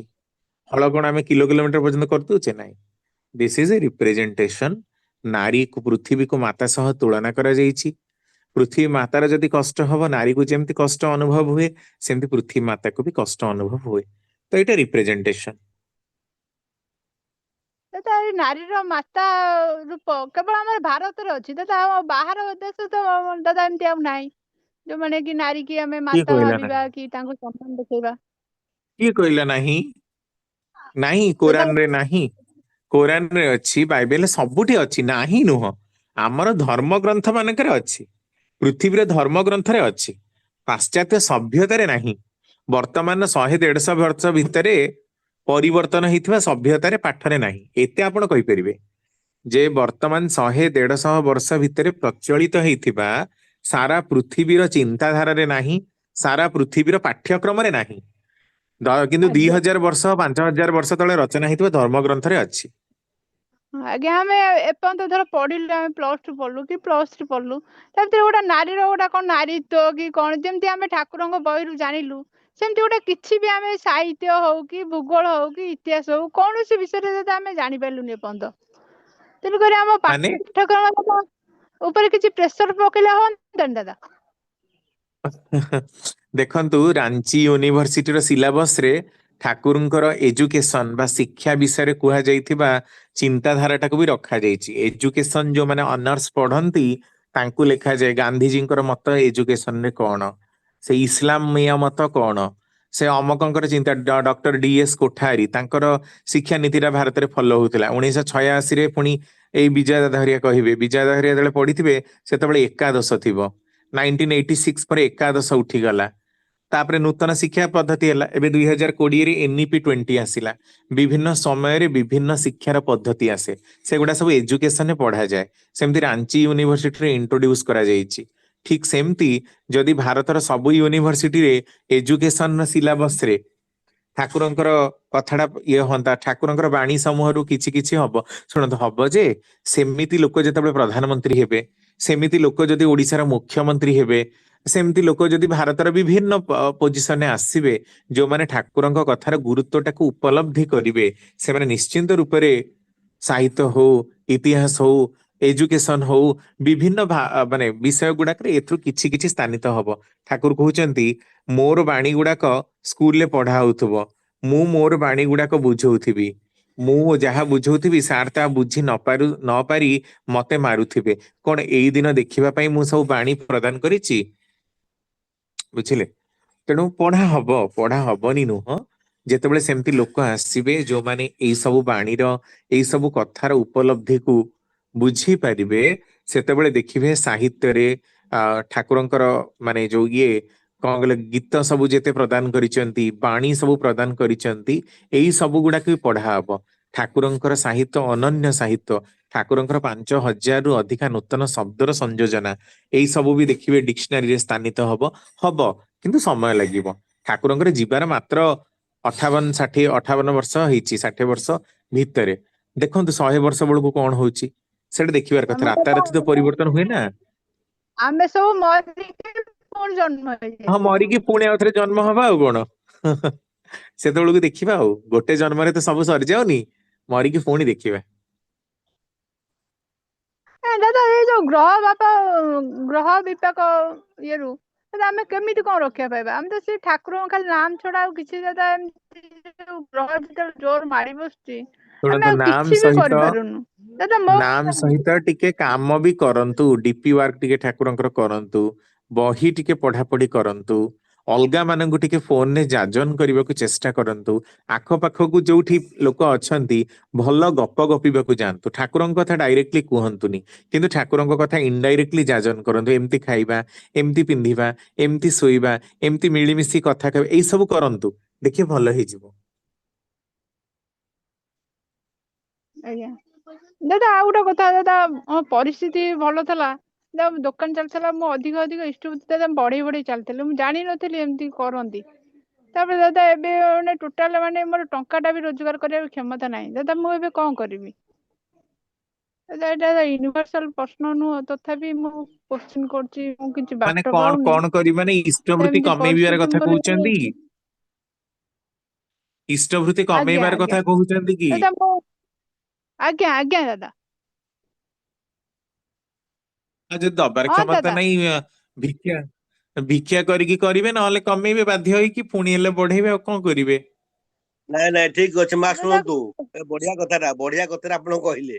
ବ୍ୟବସାୟ ଭଲ ଚାଲିଥିଲା, ଇଷ୍ଟଭୃତି ବଢେଇଥିଲେ, ହେଲା, ଏଇଟା ଠିକ ଆଜ୍ଞା କଥା କଥା ଠିକ। ଆଜ୍ଞା କମେଇବାର ତ ପ୍ରଶ୍ନ ହିଁ ନାହିଁ, ବରଂ ଯୋଗ୍ୟତା ବଢେଇବାର ଅଛି, ଯୋଉଥିରେ ସକ୍ସେସଫୁଲ ଦାଦା ହେଇପାରୁନାହାନ୍ତି। ଆପଣ କହିଲେ, ଦାଦା ମୋର ଶୁଣନ୍ତୁ ଟିକେ ଅଯୋଗ୍ୟ ଫଳରୁ ମୋର ବ୍ୟବସାୟ କମିଲା। ସେମିତି ଅଜୟ କିଛି ଏଥିପାଇଁ ଦାୟୀ କିଏ? ଶୁଣନ୍ତୁ ଦାଦା ମୁଁ ମୁଁ ନା- କହୁଛି ମୁଁ ଯାହା ମନା କରିଥିଲି ମାନିଲେ କି?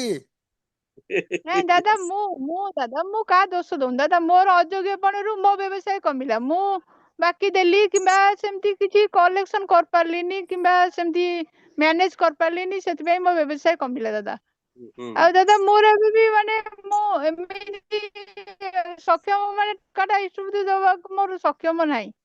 ତେଣୁକରି ଦାଦା ମୁଁ 10 ଟଙ୍କା ଯୋଉ ଦଉଥିଲି, ମୁଁ କମେଇକିରି ବି 10 ଟଙ୍କା ଦଉଥିଲି, ଏବେ ମୁଁ ଚାହୁଁଛି ଆଉ କମେଇବାକୁ। କିଛି ଅସୁବିଧା ଅଛି ଦାଦା?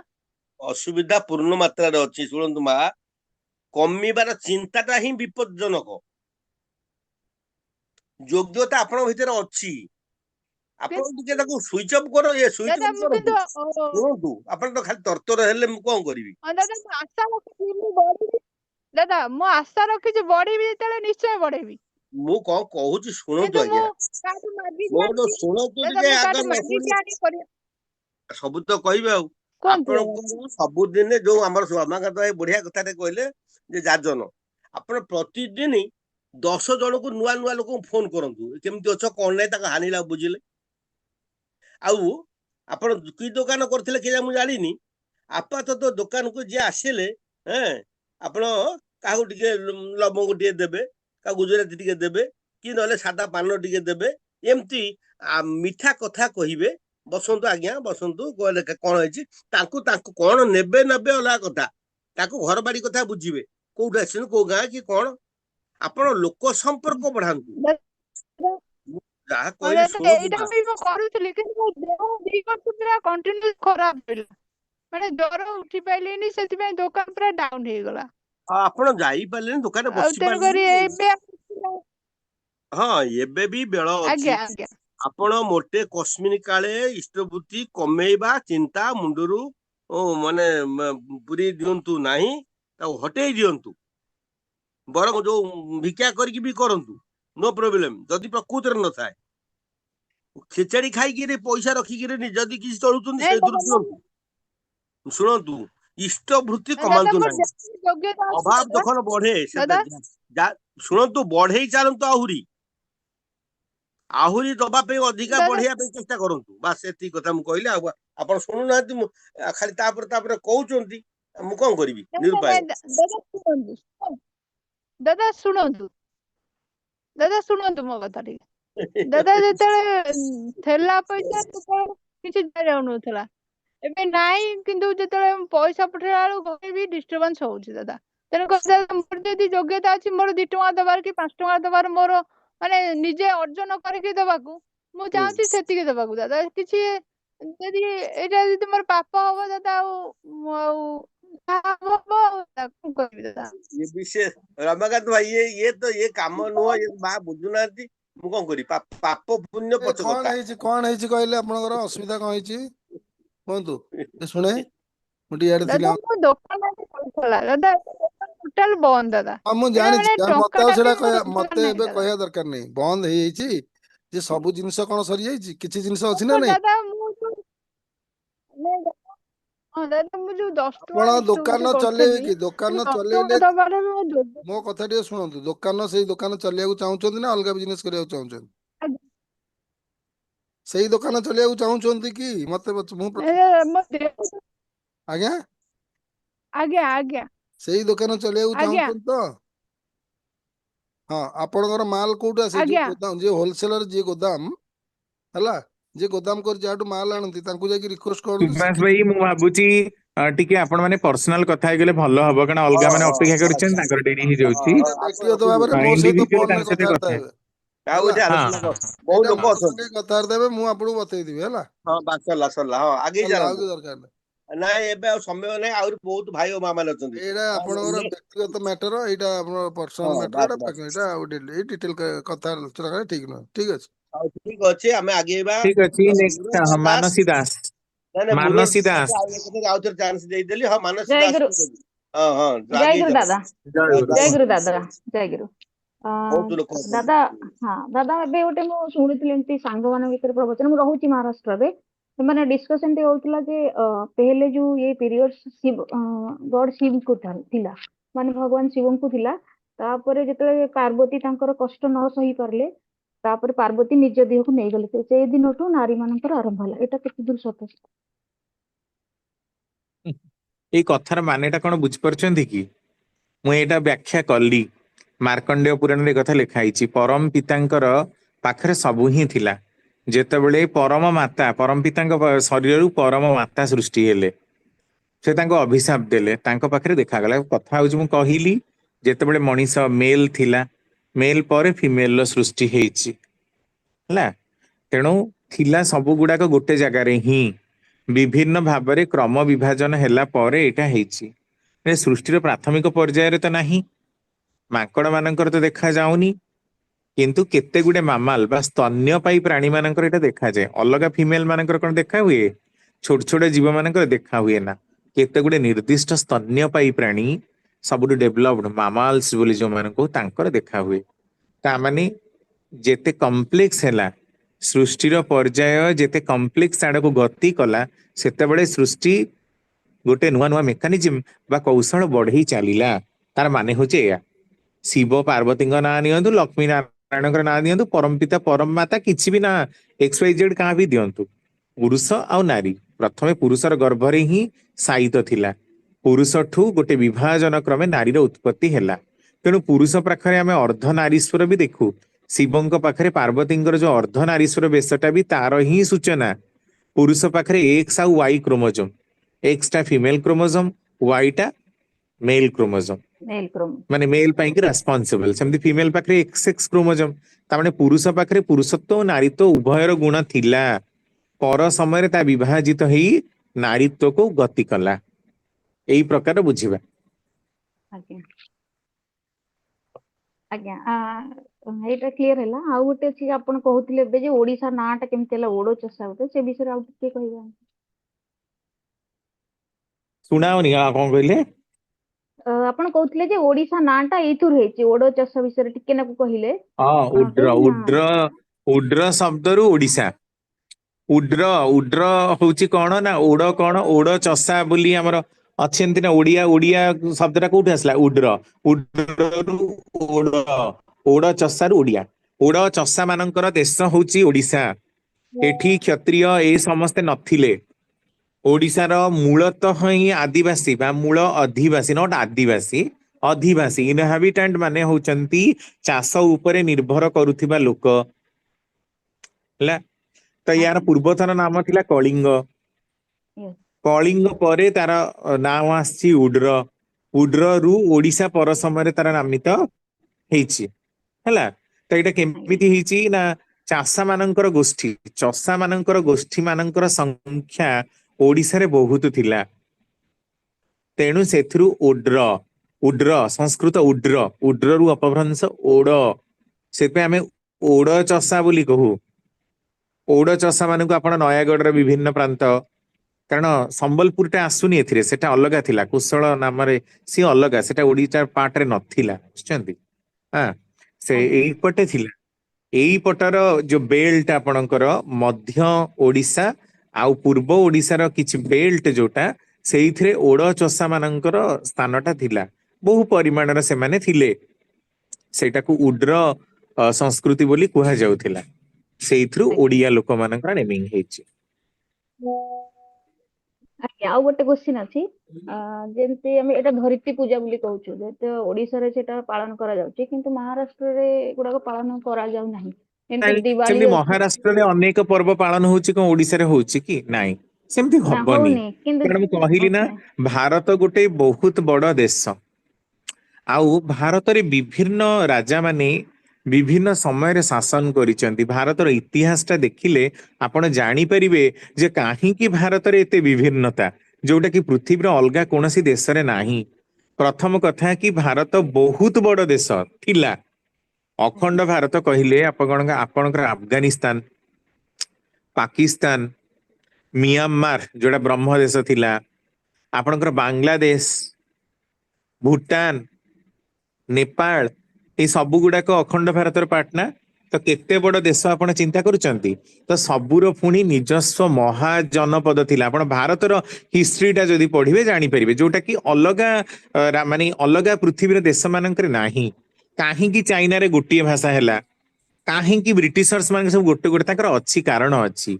आपण इतिहास टाकू पढ़िबे जदि सेटा जानि परिबे जे भारतर जो महाजनपद 16 महाजनपद थिला आर्यन मानक समय रे। आर्य मान किए सिंधु नदीर स्थान में बास करुवा लोक मैंने होती सिंधुस्तान। सिंधुस्तान रु कि हिंदुस्तान है। नदी मान कूलर ही प्रथम लोक बास कर, कारण चाषबास ही मनीषर खाइबार पंथा, नल तो मनीष मरी ही जीव। तेणु आमर जो सप्त नदी थिला आर्यन समय रे जो थिला सतलेज, से जहाँ भी चेनाब नदी जोटा रही सब कौटी सिंधु नदी कौटी से गुड़ाक अरुणाचल प्रदेश सेपटू आसूची। तिब्बत भी भारतर पार्ट थिला बुझुचंती, सेई पटु सिंधु नदीटा आसूची। तेणु से सिंधु नदीर कूଳରେ बसवास करुथिले प्रकृत रे भारतीय आर्य माने। आउ जो साउथ इंडिया बोली आमे कहूचे द्राविड़ माने भारतर सबु जगह थिले। ता आर्यन माने जेतेबेले प्रोमिनेंट हेले सेतेबेले सेमानी युद्ध फुद्ध करी आमर द्राविडियन माननकु गोटे पटकु पठेई देले, सेमाने हेले साउथ इंडियन। एबे भारतर आउ तीनटा जगह खाली पड़िला, north India, east India, west India खाली पड़िला। ए सबु जगह को आर्यन माने व्यापी गले। तेणु आर्यन माने जी जोठी गले सेठी आर्योत्तर परंपरा चलिला। आर्योत्तर परंपरा चलला जे किंतु भाषार भिन्नता हैला। तेणु आपण देखंतु संस्कृत होउची भारतीय भाषा मानकर जननी, बा आर्य मानकर भाषा थिला संस्कृत। तो से माने जेतेबेले आसिले सेतेबेले आपण मराठी कहंतु, गुजराती कहंतु, आसामिया कहंतु, ओडिया कहंतु, बंगाली कहंतु, आमर संविधान स्वीकृति प्राप्त 18टा भाषा रु 14टा भाषा होची आर्य वेदीय भाषा, संस्कृतर परवर्ती भाषा। माने ये भाषा गुड़ाक मूलरू थिला। आपण एमिति भाबंतुनी जे ओडियाटा संस्कृत परे ही छि। नो, आमर भाषा प्रथमे पाली, प्राकृत, मागधी, अर्धमागधी, मैथिली, यही समस्त भाषा गुड़ाक ही थिला। किंतु संस्कृत कॉम्बिनेशन ने आसिकी भाषा गुड़ाक मॉडिफाई हेछि। गुजराती गुजराती ये सबु मूलरू किछि लोक माने कहूथिले, बट एमाने जेतले संस्कृतर परंपरा रे आसिले से माने संस्कृताइज्ड हेले। तापरे संस्कृतर भाषा एई सब भाषा मानक सहित मिसिछि। तेणु भारत रे बहु भाषाभाषी एटा मूलरू अछि। विभिन्न राजा माने विभिन्न जगह शासन करुथिले। तापरे पुणी कौन हैला ना मुगल माने आसले। मुगल माने कौन सारा भारत रे शासन करि पेले ना, सेमिति भी नुह। से माने भी जेतेबेले आसिले भारत रे अलगा हिंदू राजा माने विभिन्न जगह शासन करुथिले। तापरे फ्रेंच आसिले। तेणु आपण पंडिचेरी गले आपण फ्रेंच हाउस पाइबे, फ्रेंच कॉलोनी पाइबे। सेठी ब्रिटिशर्स मानकर पाइबे। ब्रिटिशर्स माने सेठी शासन करू नथिले। आमे जो इंग्लिश मानकर कथा कहउचंदी, ब्रिटिशर्स माने भारतर राजधानी गुड़ाक शासन करुथिले, सबु जगह शासन करू नथिले। तेणु सबु जगह इंग्लिश कल्चर नाही। बहुत जगह पोर्तुगीज माने शासन करथिले। इटवा सरदार वल्लभ भाई पटेल 526 खंड हेइथिबा भारत को, पाकिस्तान तो अलगा ही गला, 526 खंड हेइथिबा भारत को से भारत आज जेतकी भारत इंडिया आपण देखुचंती एटा सरदार वल्लभ भाई पटेल को जोगु। सी ही जाइकी बुलिकी सबु राजा माननकु कहिले एठी मिसिबा पई। नहले आंध्र प्रदेश जोटा आज आपण देखुचंती हैदराबाद रो निजाम थिले मुस्लिम। से कहले मु पाकिस्तान संगे मिसरे, पाकिस्तान संगे केमिति मिसिबो? पाकिस्तान जेकी कुआडे रहिलानी, ए हैदराबाद त एठी मझिरे रहला, ये केमिति सेठी मिसिबो? सेमति काश्मीरटा काहे कि एते डिस्प्यूट अछि? कारण सेठिकर राजा हरि सिंह जे थिले से निजस्व थिले। से गोटे चुक्ति करथिले नेहरू संगे, जो मु चली गला पर एटा मिसिजिबो एथिरे, नहले काश्मीरटा पाकिस्तान होई जाइथांता जदि से सपोर्ट करथांते सेतबेले। तेणु से माने आम संगे युद्ध चलै मरचन सब बेले। तेणु एटा राजा शासन थिला। इंग्लिश माने गला बेले से माने खंड विखंडित कर देकी जाइतिले। से माने मिसेकी जाई नथिले। से माने पावर ऑफ अटर्नी हमकु देई देले, किंतु से माने मिसेकी जाई नथिले। सरदार वल्लभ भाई पटेल मिसेइले। ता अफगानिस्तान टा 1700 मसीह अलगा हो गला। नेपाल भूटान 1700 मसीह से सब अलगा हो जाइछन। श्रीलंका भी 1700 मसीह अलगा हो गला। 1800 केते रे म्यांमार 1930 रे हमठु अलगा हो गला। ଏବେ ଏବେ 1700-1800 ମସିହାରେ ହିଁ ଆଫଗାନିସ୍ତାନ ଏ ସବୁଗୁଡା ପଳେଇଛନ୍ତି, ନହେଲେ ସେମାନେ ତ ଅଖଣ୍ଡ ଭାରତର ହିଁ ପାର୍ଟ ନା। ତ ସେଠି ସେମାନଙ୍କର ଅଲଗା ଭାଷା ମୂଳରୁ ହିଁ ଥିଲା। ଉର୍ଦ୍ଦୁ ମାନେ ଥିଲେ, ପାର୍ସି ମାନେ ଥିଲେ, ତେଣୁ ଉର୍ଦ୍ଦୁ ପାର୍ସି ଭାଷା ବି ଏଠି ଅଛି।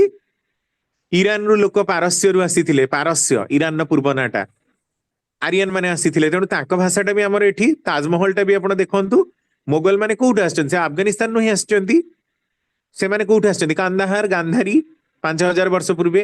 ତେଣୁ ସବୁ ଜିନିଷ ଭାରତ ବହୁତ, କାରଣ ଏ ଭାରତରେ ବହୁତ ଅତ୍ୟାଚାର ହେଇଛି, ଭାରତ ବହୁତ ଭୁଲୁଣ୍ଠିତ ହେଇଛି, ଧର୍ଷିତ ହେଇଛି, ଲୁଣ୍ଠିତ ହେଇଛି, ଅବହେଳିତ ହେଇଛି। ଭାରତରେ ଏତେ ସୁନା, ଏତେ ରୂପା ଆପଣ ଦେଖୁଛନ୍ତି ପରା। ମହମ୍ମଦ ମାନେ ମାମୁଦ୍ର ଗଜନୀ 25 ବର୍ଷ ଭିତରେ 17 ଥର ଲୁଣ୍ଠନ କରିଥିଲା ସୋମନାଥ ମନ୍ଦିରକୁ। ଆପଣ ଚିନ୍ତା କରନ୍ତୁ ତାହେଲେ ସୋମନାଥ ମନ୍ଦିରରେ କେତେ ସୁନା ଥିବ, କେତେ ସୁନା ଥିବ ଯେ 25 ବର୍ଷ ଭିତରେ 17 ଥର ଆକ୍ରମଣ କରିଥିଲା ମହମ୍ମଦର ଗଜନୀ। ସେ କୋଉଠିକାର? ଆଫଗାନିସ୍ତାନର। ତ ଆଫଗାନିସ୍ତାନ ସେତେବେଳେ ତ ମାନେ ଅଖଣ୍ଡ ଭାରତ ଥିଲା ନା। ଅଖଣ୍ଡ ଭାରତ ତ କହିବାନି, ବଟ ଭାରତ ମିଶିକି ଥିଲା, ନଟ ଅଖଣ୍ଡ ଭାରତ। ଅଖଣ୍ଡ ଭାରତ ଥରେ ମହାଭାରତ ସମୟରେ, ଆଉ ଥରେ ଚନ୍ଦ୍ରଗୁପ୍ତ ମୌର୍ୟଙ୍କ ସମୟରେ, ତାପରେ ଆଉ ଅଖଣ୍ଡ ଭାରତ ନାହିଁ। ତାପରେ ଭାରତରେ ସେପାରେଟ ମହାଜନପଦ ଥିଲା, ମହାଜନପଦରେ ବିଭିନ୍ନ ରାଜା ମାନେ ସବୁ ଇଏ କରୁଥିଲେ।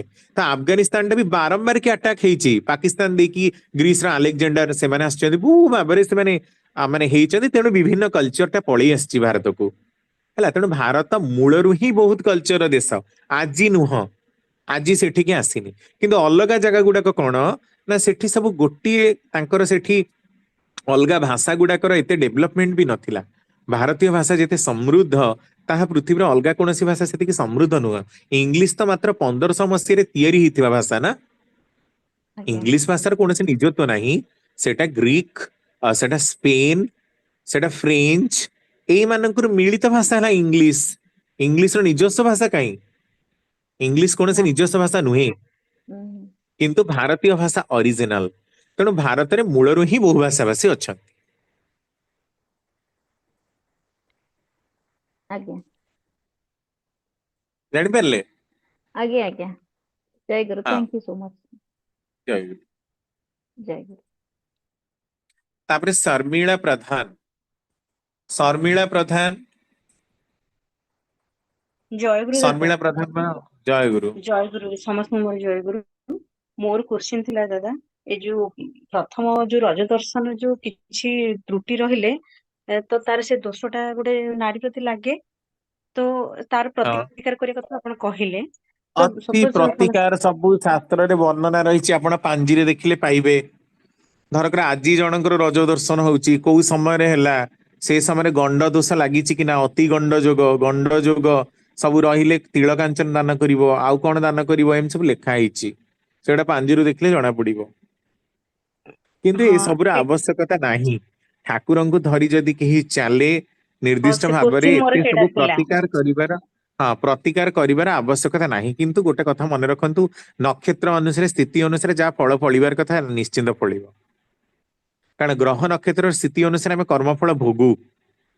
କିନ୍ତୁ ଯଦି ଅଚ୍ୟୁତ ଇଷ୍ଟନିଷ୍ଠ ରୂପେ ଠାକୁରଙ୍କୁ ଧରି ଚାଲୁ, ତାହେଲେ ଅନେକାଂଶରେ ହିଁ ଗ୍ରହ ଦଶାର କବଳରୁ ବର୍ତ୍ତି ଯାଉ। ଏଇଟା ହିଁ ଗୋଟେ ତାର ମାଧ୍ୟମ ତାହେଲେ, ଗୋଟେ ସତ୍ସଙ୍ଗୀ ବାସ୍, ପାଇଁ। ଆଜ୍ଞା ସତ୍ସଙ୍ଗୀ ପାଇଁ ଏଇଆ। ହଁ, ଆଜ୍ଞା। ଆଉ ଗୋଟେ କୋଶ୍ଚିନ୍, ଏ ଯୋଉ ପ୍ରକୃତରେ ସତ୍ସଙ୍ଗକୁ ଆମେ ଯାଉଛେ, ବହୁତ ରୀତିକ୍ ଯାଜକ ଦେଖିବେ ତାଙ୍କ ବାପା ମାନେ ଏତେ ନିଷ୍ଠାପରାୟଣ ଥିବେ ଠାକୁରଙ୍କ ପ୍ରତି, କିନ୍ତୁ ଛୁଆ ଗୁଡାକ ଏତେ ବିଶୃଙ୍ଖଳିତ ଥିବେ, ମାନେ ସତ୍ସଙ୍ଗରେ ଠିକ ଭାବରେ ଟିକେ ବସୁନଥିବେ, କି କାହା କଥାଟା ଶୁଣୁ ନଥିବେ। ଏଇଟା ଦେଖିଲେ ବି ବହୁତ ଦୁଃଖ ଲାଗେ ଦାଦା, ୟାର କାରଣ କଣ?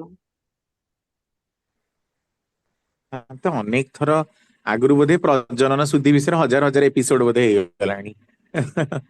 କାରଣଟା କଣ ଜାଣନ୍ତି? ମା ମାନଙ୍କର ଅଭଦ୍ରାମୀ।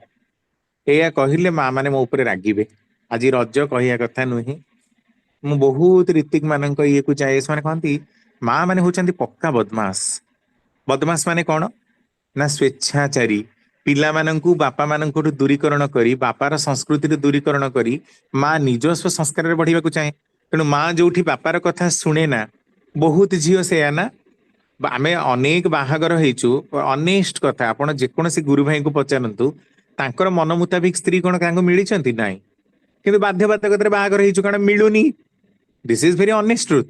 ମିଳୁନି ଆନ୍ତି ଝିଅ ନା, गोटे स्वस्थनी पुओटा स्वस्थनी झीटा मिलूची कि आ जदि से स्वस्थनी झील भी है सी तार मनमानी कला ताहले भी सेठी पितार संतान संस्कार रहिले कि तेणु नारी जोठी स्वेच्छाचारी आहरी बहुत वार्ड ठाकुर प्रयोग करचंदी हाँ तो सेठी संतान तांकर धरण ही हब तेणु जोठी आपण कहउचंदी ऋतिक जाजक अधर्य हेले भी ऋतिक पांजाटा तो से 5 वर्ष बयस रु पाइनी ताको 50 वर्ष रे दिया जाइछि तार बापा मांकर भल संस्कार थिला से दीक्षा नेइछि किंतु केते टिके माने एटा गोटे कथा द्वितीयतः जहाँ को विवाह कला माने संतान खाली बापाठू डायरेक्ट जन्मुनी डायरेक्ट जदि आमे जन्म दे पारु थांतु ताहले आमे निहाती संस्कारी पिला ही जन्म करंतु सेमती होउनी बापा मांका मिलित सहयोग रे होउछि तेणु नारी जोटी प्रवृत्ति परामृष्टा उछरना ठाकुरଙ୍କ କଥା मानिବାକୁ चाहे ना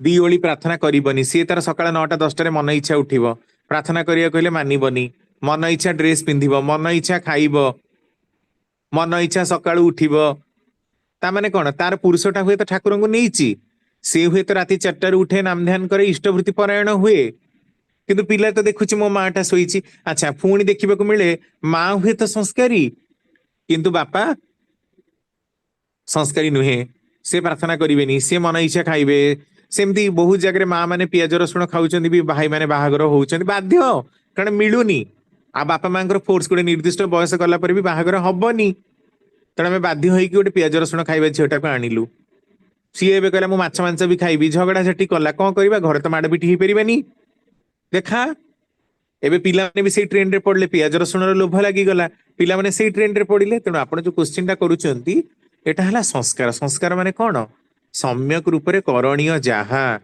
आमे ताहा करिनु तेणु आउ कोन प्रश्न एठी केवल मुंड बाड़ेबा कथा निजर दुर्भाग्य जे पूर्व जन्म रे बहुत पाप कली तेणु एमिति गोटे स्त्री मिलिला एमिति पिलापिली मिलिले निजे मुंड बाड़ेबा कथा आउ जेतिकी समय मिलिबो टिके ठाकुरଙ୍କ कामटा करजिबा कथा मरिथिबा बंचिथिबा चाहे आउ कोन आ ठाकुरଙ୍କୁ एया भी प्रार्थना करिए ठाकुर पर समय जदि जन्म देबे आपणଙ୍କ काम करिवि किंतु मते अविवाहित रखिबे बा जदि देबे गोटे भल स्त्रीटे देबे नहले आपणଙ୍କ कामटा म अविवाहित भाबरे मल्ला निश्वास जाय करिवि किंतु मते सांसारिक जीवन केबे देबेनी जो मानकर सांसारिक जीवन एई प्रकार से माने एमिति ही प्रार्थना करिबा दरकार आ एमिति सांसारिक जीवन बोधे बहु ऋतिक जाजक अधर्जु कर्मी सुस्तैनीधारी भाई मानकर प्रकृति रे वैवाहिक जीवन में केही भी जे शांति रे अछंती ए प्रश्नटा करिबाटाको भी दुख लगे नाही कारण नारी केबे स्त्री केबे पुरुषर मनोवृत्ति अनुसारिणी हेई परिनी हला शर्मिला मा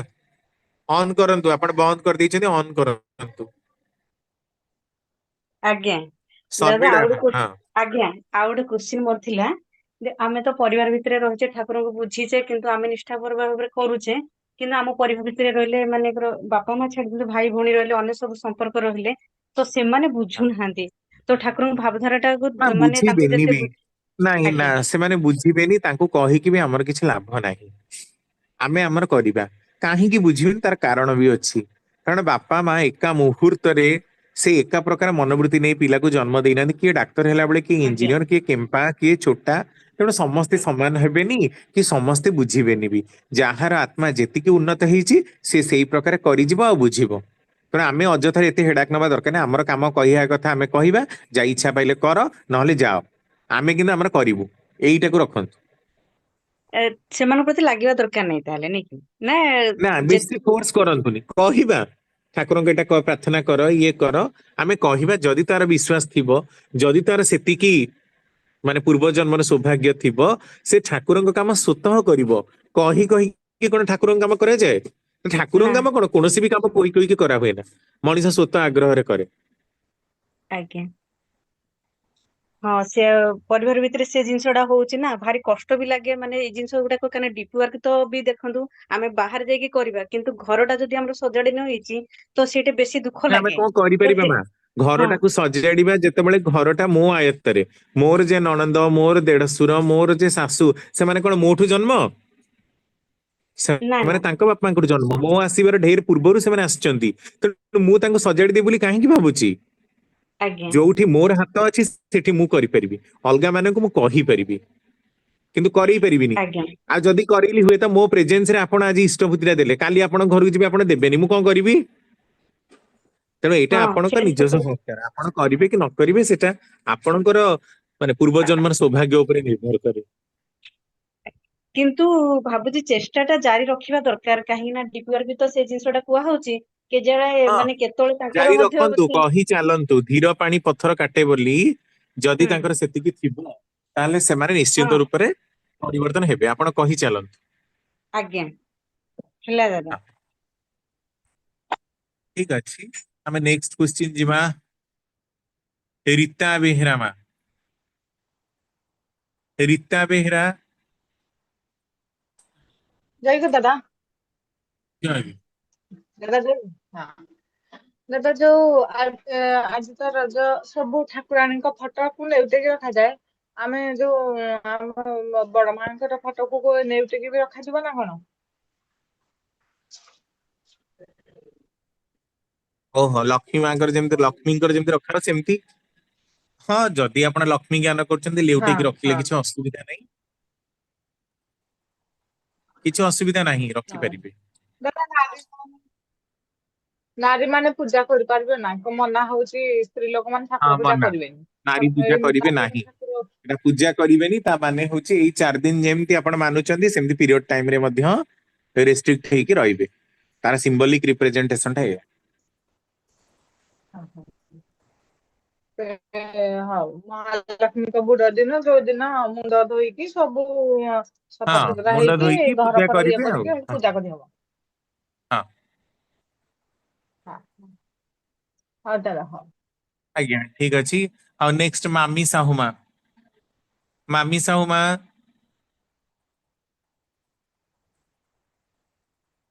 ଆଉ ତାପରେ ନଳିନୀ ଜେନା ମା, ନଳିନୀ ଜେନା ମା। ଜୟ ଗୁରୁ ଦାଦା। ଜୟ।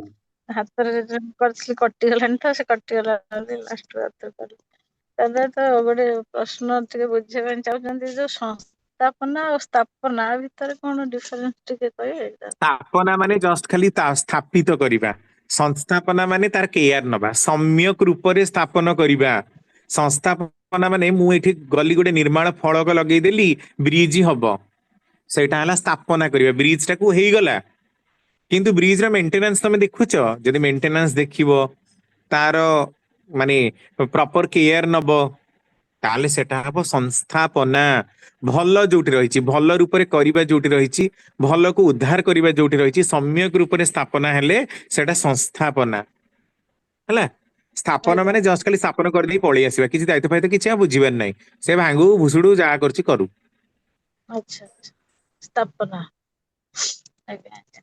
ସଂସ୍ଥାପନା ମାନେ ତା ସହିତ ଲାଗି ରହିଛି ସବୁ, ତାର ମାନେ ହ୍ୟାଣ୍ଡଲ ସବୁବେଳେ ଦେଖୁଥିବେ। ବାସ୍ ସବୁଟାକୁ ସ୍ଥାପିତ ବୁଝିବା, ହେଇ ଭଲ ଭାବରେ ତାକୁ ମେଣ୍ଟେନ କରିବା ଆଉ। ଆଜ୍ଞା ଆଜ୍ଞା ହଁ ଜୟ। ଦାଦା ଆମର ଇଷ୍ଟପତି ଏଇ ସମୟରେ ତ ଆମେ ମନ୍ତ୍ର ପଢିକି କରିଦେଲି, ମାନେ କରିବା କଥା ନୁହଁ। କୋଉ ସମୟରେ? ରଜ ରଜ ସମୟରେ କହୁଛନ୍ତି ମାନେ ପାଳନ ଏଇ ଯୋଉ କରିବା ପାଇଁ। 4 ଦିନ ରଜରେ? ହା, ଏଇ ରଜରେ କରିବେ, ଆଜ୍ଞା ଏଥିରେ କାଇଁ କରିବେନି ମ। ଆଚ୍ଛା ଏଇଥିରେ ଆଚ୍ଛା, କରିବେ। ଠାକୁର ପୂଜା ଖାଲି କରିବ ନା? ନା ଠାକୁର ପୂଜା ପରମ୍ପରା ଆଉ ମାନିବେ ଆଉ। ଆଜ୍ଞା ହଉ ଠିକ ଅଛି। ଠିକ ଅଛି। ହଁ ଆଉ ନେକ୍ସଟ ମୁରଲୀଧର ଦାସ ଅନ୍ କରିଛନ୍ତି, କୁହନ୍ତୁ। ହ୍ୟାଲୋ ଜୟଗୁରୁ। ଜୟଗୁରୁ, ଦାଦା ଜୟଗୁରୁ। ଜୟଗୁରୁ କୁହନ୍ତୁ। ଜୟଗୁରୁ, ଏଇଟେ ରଜ ଭିତରେ ଇଏ ଯୋଉ ଅଳ୍ପ ବୟସକର ପୁଅ ଝିଅ, ଇଏ ଝିଅ ଆଉ ମା ମାନେ ଏମାନେ ଟିକେ ରଜ ପାଳନ କରିବେ, ଆଉ ଅନ୍ୟାନ୍ୟ ଘର କାମ ଗୁଡାକ ବୟସ ବ୍ୟକ୍ତି ମାନେ କରିବେ, ୟା ଭିତରେ କି ତାତ୍ପର୍ଯ୍ୟ କଣ କୁହନ୍ତୁ? ମା ମାନେ ଯେହେତୁ କରିବେନି, ତେଣୁ ଆଜ୍ଞା ଅଲଗା ଯୋଉମାନେ ଅଛନ୍ତି ସେମାନେ କରିବେ। ଆଜ୍ଞା ବୟସ୍କ ବୃଦ୍ଧା ମାନେ, ବୟସ୍କ ବୋଲି କଥା ନାହିଁ, ଆଜ୍ଞା ଯୋଉମାନଙ୍କ ଫଳନ୍ତି କନ୍ୟା ବୋଲି କହନ୍ତି, ଫଳନ୍ତି କନ୍ୟା କରିବେ। ଆଉ ଆଜ୍ଞା 55-60 ଯୋଉମାନଙ୍କୁ ହେଲାଣି, ସ୍ତ୍ରୀ ଲୋକମାନେ ଯୋଉମାନଙ୍କ ପିରିୟଡ ବନ୍ଦ ଆଜ୍ଞା ହେଇଗଲାଣି, ସେମାନେ କାଇଁ କରିବେନି? ଆଜ୍ଞା ସେମାନେ କରିବେ। ଆଉ ଅଲଗା ପୁଅ ଆଜ୍ଞା ମାନେ ସାହାଯ୍ୟ କରିବେ, ଆଜ୍ଞା ସେଇଟା ହେଲା ତାର କାରଣ। ଆଜ୍ଞା ଆଜ୍ଞା ଜୟଗୁରୁ। ଜୟଗୁରୁ ଜୟଗୁରୁ, ଠିକ ଅଛି। ହଉ ତାପରେ ବିନାୟକ ଶତପଥୀ ରାଇ କିଆ, ବିନାୟକ ଶତପଥୀ ରାଇକିଆ ଅନ୍ କରନ୍ତୁ। विनायक शतपथी राइकिया मामी साहू ଜୟଗୁରୁ जय गुरु ଦାଦା ଜୟଗୁରୁ ବିନାୟ ଶତପଥୀ ରାଇକିଆ जय गुरु जय गुरु। ଜୟଗୁରୁ ଦାଦା ଏ ଯୋଉ ଏ ରଜସ୍ପଳା ହେଲା କି ରଜ ହେଲା କି ନାରୀ ମାନଙ୍କ ଉପରେ ଏଇଟା ଯୋଉ କୋଶ୍ଚିନ୍ ଚାଲିଛି ଆଜିର ପାଳନ କରୁଛନ୍ତି ଯେ କିଛି କରିବନି ଏ ଠାକୁରଙ୍କ ଫଟୋ ଓଲଟେଇକି ରଖିବାର କାରଣ କଣ? ଠାକୁରଙ୍କ ଫଟୋ ତ ଠାକୁରଙ୍କର ଉଲ୍ଟେକି ଆମେ ରଖିବେନି କିଏ କହିବ? ଏ ଯୋଉ ନାଇଁ ଏ ଯୋଉ ଲକ୍ଷ୍ମୀ ମାଙ୍କ ଫଟୋ ହଉ କି ସେ ମହାଲକ୍ଷ୍ମୀଙ୍କ ଫଟୋ ହଉ କି ଦୁର୍ଗାଙ୍କ ଫଟୋ ହଉ କି ଶୁଣନ୍ତୁ, ଏଇଟା ଓଲଟେଇକି ରଖିବାର କାରଣ ହଉଛି ଯେ ଏଇ 4 ଦିନ ତାଙ୍କୁ ଛୁଇଁବା ମନା, ମାନେ ନାରୀ ମାନେ ଏଇଟା ମନା କର ମାନେ ମନନ କରାଯାଉଛି କି ଲକ୍ଷ୍ମୀ ମଧ୍ୟ ଆଜ୍ଞା ରଜସ୍ୱଳା ଅଛନ୍ତି, ତେଣୁ ତାଙ୍କୁ ମଧ୍ୟ ଆଜ୍ଞା ଆଜି ଏଇ 4 ଦିନ ପୂଜା କରିବା ମନା। ସେଇଥିପାଇଁ ଗୋଟେ କି ସେ ଭୋକରେ ଶ୍ରୀମନ୍ଦିରରେ ଲକ୍ଷ୍ମୀଙ୍କୁ ପୂଜା କରାଯାଏ ନାହିଁ। ହଁ, ଏଇଟା ହେଲା ସିଏ କଥା। ବି ଭାଇ ମାନବୀୟ ଲଢିଆ କରିବାକୁ ସିଏ ବି ଭୋକରେ କଣ ରହିବେ କହିଲେ? ହଁ ହଁ, ବାସ୍ ମାନବୀୟ ଲୀଳାରେ ସେଇଟାକୁ କରାଯାଇଛି। ଯଦି ମଣିଷର ଏମିତି ହଉଛି ତାହେଲେ ଦେବତାଙ୍କର ବି ସେମିତି ହଉଥିବ, କାରଣ ଦେବତା ତାହେଲେ ତ ମଣିଷ ମଣିଷ ରୂପ ନେଇକି ଇଏଟା ଆସନ୍ତି, ତେଣୁ ମଣିଷକୁ ଯୋଉଟା ଅସୁବିଧା ହଉଥିବ। ହଁ ତାହେଲେ ମା ମାନେ ତ ଖାଉଛନ୍ତି ଆଉ ମହାଲକ୍ଷ୍ମୀଙ୍କର ଭୋଗ କରିବାର ଅସୁବିଧା ହେଲା କୋଉଠି? ହଁ ମା ମାନଙ୍କର ଭୋଗ କରିବାର ଅସୁବିଧା ହେଲା କୋଉଠୁ? ହଁ, ମହାଲକ୍ଷ୍ମୀ ନାଇଁ ନାଇଁ, ତାହେଲେ ଅସୁବିଧା ଆମ ମନ ମାନୁଛି ଖାଇବା ମହାପୁରୁ ପାଇଁ ତ ମନା କରାଯାଇନି, ପୂଜା ଟାକୁ ମନା। ଆଉ ଦେବତାଙ୍କର ଆରେ ଯେତେବେଳେ ଆମେ ପୂଜା କରୁନା, ଶୁଣନ୍ତୁ ଦେଖନ୍ତୁ ଟିକେ, ଆଜ୍ଞା ଆଜ୍ଞା ଦେବତାଙ୍କର ପୂଜା ଏଇଟା ନାରୀ ମାନଙ୍କ ପାଇଁ ମନା କରାଗଲା, କିନ୍ତୁ ଘରେ ଆଜ୍ଞା ପୁରୁଷ ଲୋକ ତ ପୂଜା କରିବେ ନା। ରଜରେ କଣ ପୂଜା କରିବ ନା ବନ୍ଦ ସେ କରାଯାଉ ବୋଲି ଲେଖା? ସେଇଆ କାରଣ ହଁ, ମହାଲକ୍ଷ୍ମୀଙ୍କୁ ତ ଭୋଗ ସେମାନେ କେମିତି କରିପାରିବେ। ଦିଆହବନି ଓଲଟେଇ ମହାଲକ୍ଷ୍ମୀ କଣ ନାଇଁ, ଶହୀଦ ଓଲଟେଇକି ଖାଇବେ ଆଉ ଭୋଗ ଭୋଗ ନାହିଁ, ଓଲଟେଇକି ଓଲଟେଇଲେ ଆଉ ଭୋଗ ଦବାର ନାହିଁ।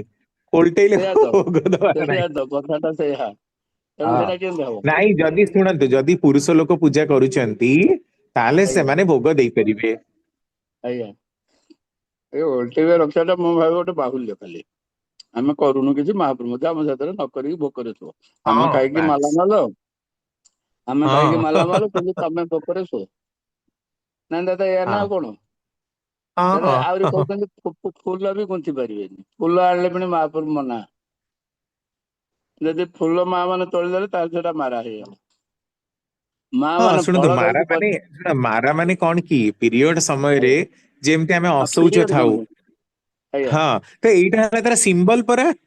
ଏଇଟା ହେଲା ତାର ଆଜ୍ଞା ସିମ୍ବଲ, ଏଇଟା ହେଲା ପ୍ରତିକୃତି ଯେ ଆମେ ଏଇଠି ରଜ ସମୟରେ ଯେମିତି କରୁଛେ ପ୍ରତି ମାସର ରଜ ସମୟରେ ସେମିତି କରିବା। ଏଇଟା ସୂଚନା ସେମିତି କରିବା ଦିଆଯାଉଛି। ହଁ ତା ମାନେ ଦାଦା ଫଳ ପରିବା କିଣିକି ଆଣିଲେ ମାନା ନାହିଁ, ଫୁଲ ଟା ମାରା ହବ। ଫଳ ଯଦି କିଣିକି ଆଣିକି ଭୋଗ ପାଇଁ ଆପଲ କିଣିକି ଆଣିଲେ ମା ମାନେ ନାଇଁ ନାଇଁ, ସେଇଟା ଫଳ ମାରା ଫଳ ହବନି। ବି ମାରା ହବ, ଫଳ ବି ମାରା ହବ, ବାହାରକୁ ତ ଯିବା ମନା ଆଉ। ହଁ ତେଣୁ ଏ ଗୋଟେ ଦେଖା ଶିଖିଆ ଓଡିଶାର ଗୋଟେ ପ୍ରହସନ। ହଁ, ମ ଦେଖେଇ ଆଣି କାମ ଆଉ।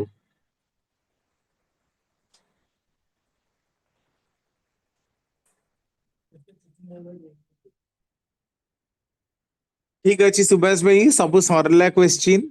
ମାମି ସାହୁ ମା ଯୋଉ ଅନ୍ କରୁନାହାନ୍ତି, ଏଠି ସରିଗଲା ସବୁ କ୍ୱେଶ୍ଚିନ୍।